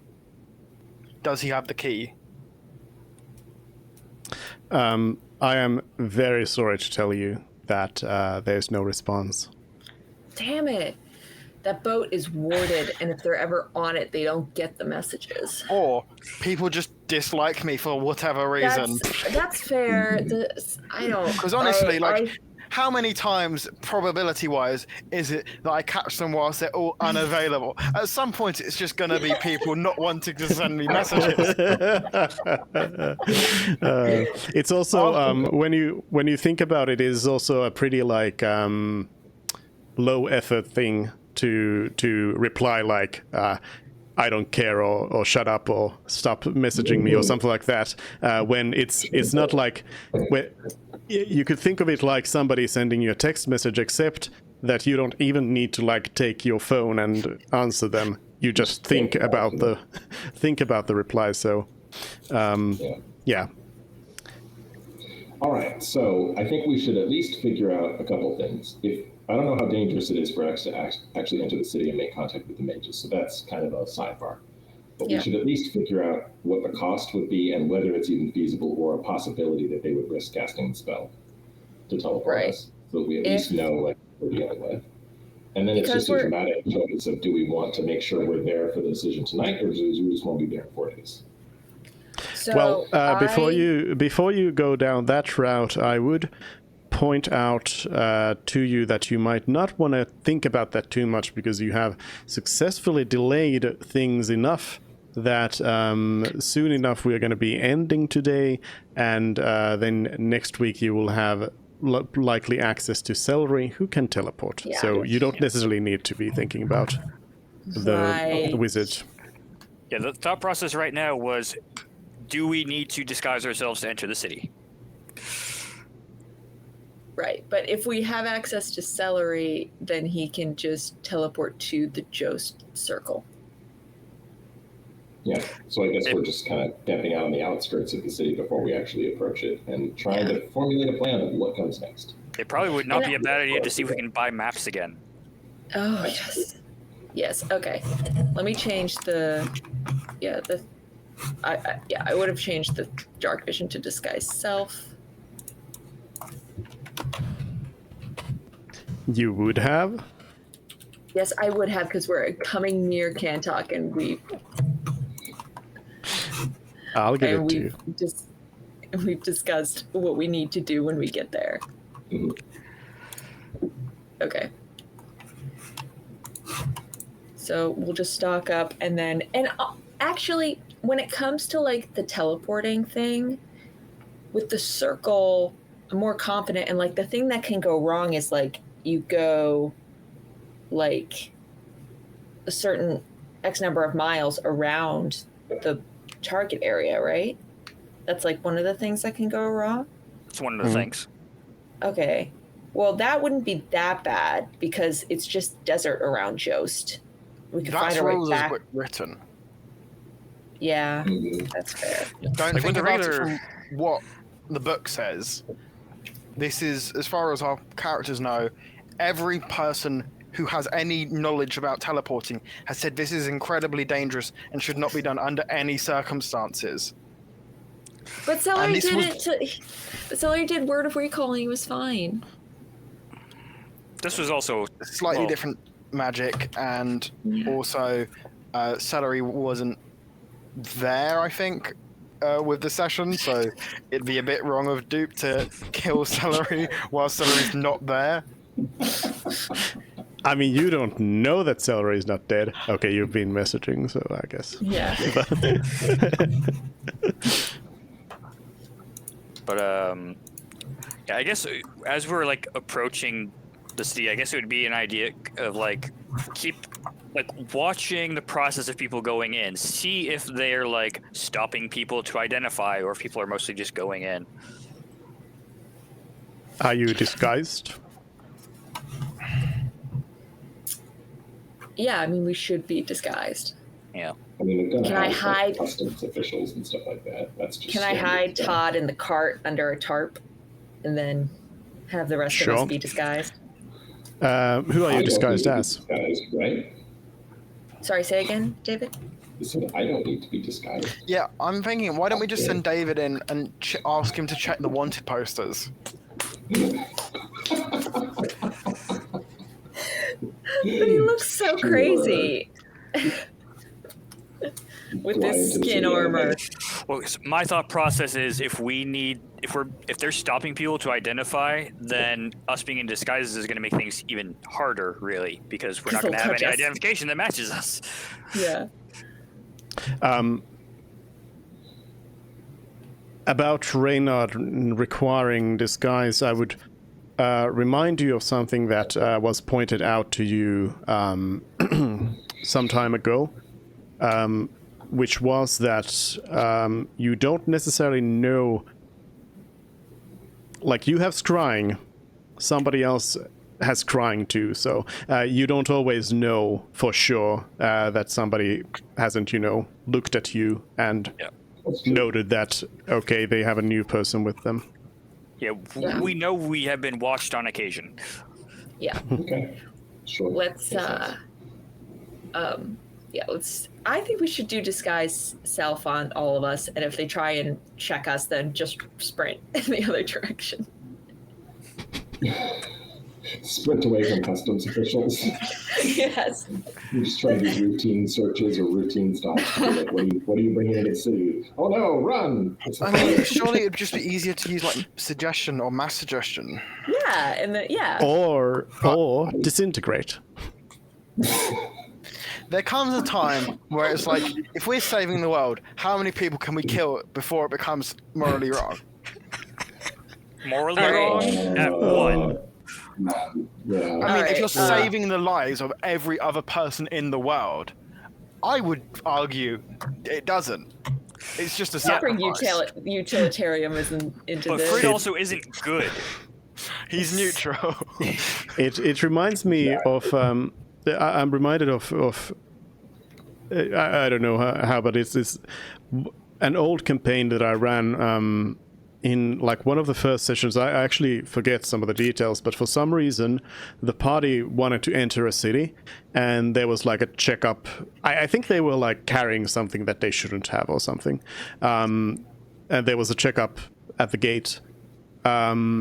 And they just like bullishly went in and really wanted to like just get through, and they did not want them to inspect the party, and they just sort of escalated the situation to a point where they just then started fighting the gate guard, and it ended up with them lighting up a wagon on fire and just like sending that wagon down down the hill into the gate. And yeah, it was a complete disaster. Are you saying you're not giving us ideas? Right. All right, let's put Todd under a tarp, disguise all of us, and go into town and Or buy we supplies deal if with this need. next week? Yeah.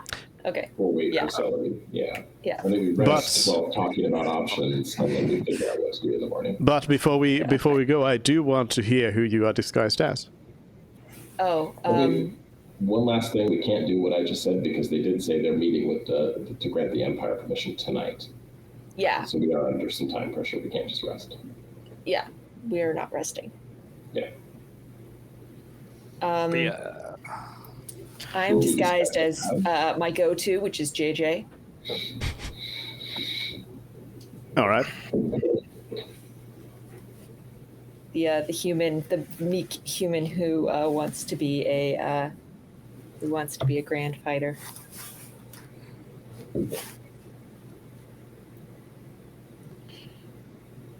Anyone else? I'll be the old fisherman from Rodonia. Great. The lake. Classic. Yeah. Dad. Well, I mean, the string armor kind of makes it difficult, right? Just disguise self allow me to get around that. No, it's I mean, you could it creates a complete illusion. You can be whatever you want. I see. Well, not whatever. There's a couple of feet give and needs to be the same amount of appendages and everything, but you can wear whatever you want and be whoever you want. I'll go with what I know and appear as a country bumpkin farmer. Pyros. Pyros will be a blue fire genasi. I was just thinking like a random human, but I guess Hamlick. Hamlick. Yeah. Which one? The alchemist. The alchemist. Hamlet. Ah. Yes. Because I would assume he's not around here. Yeah. Strong assumption, but okay. We will see next time. That'll be the cliffhanger. Is this random person in town, and did you just blow everything by picking them? Yeah. Did you take up a job as a customs officer at this exact gate? Yeah. Yeah. All right. Well, that's it for today then. Thank you for playing, and next week let's hope that KJ can be here so you have your teleportation, and even if you don't, you'll have Celery come in and teleport you as an NPC. And we can finally tell him about the Shar thing. Yeah, Yes. no, I've had a note That about that too. forever. All right. See you guys All next right. week. All right. Bye, everyone. Bye bye. All right. There we go. Congratulations to Rulian for the victory of one year of weeks. And yeah, that's it for today. As I said, I was thinking about Satisfactory next week. I also realize I'm kind of off there. Satisfactory next week, and also, of course, continuing Dissidia. And then there's the demos, but I don't really know when anything happens. But we'll probably be back on Tuesday with, I don't know, something. Anyways, bye.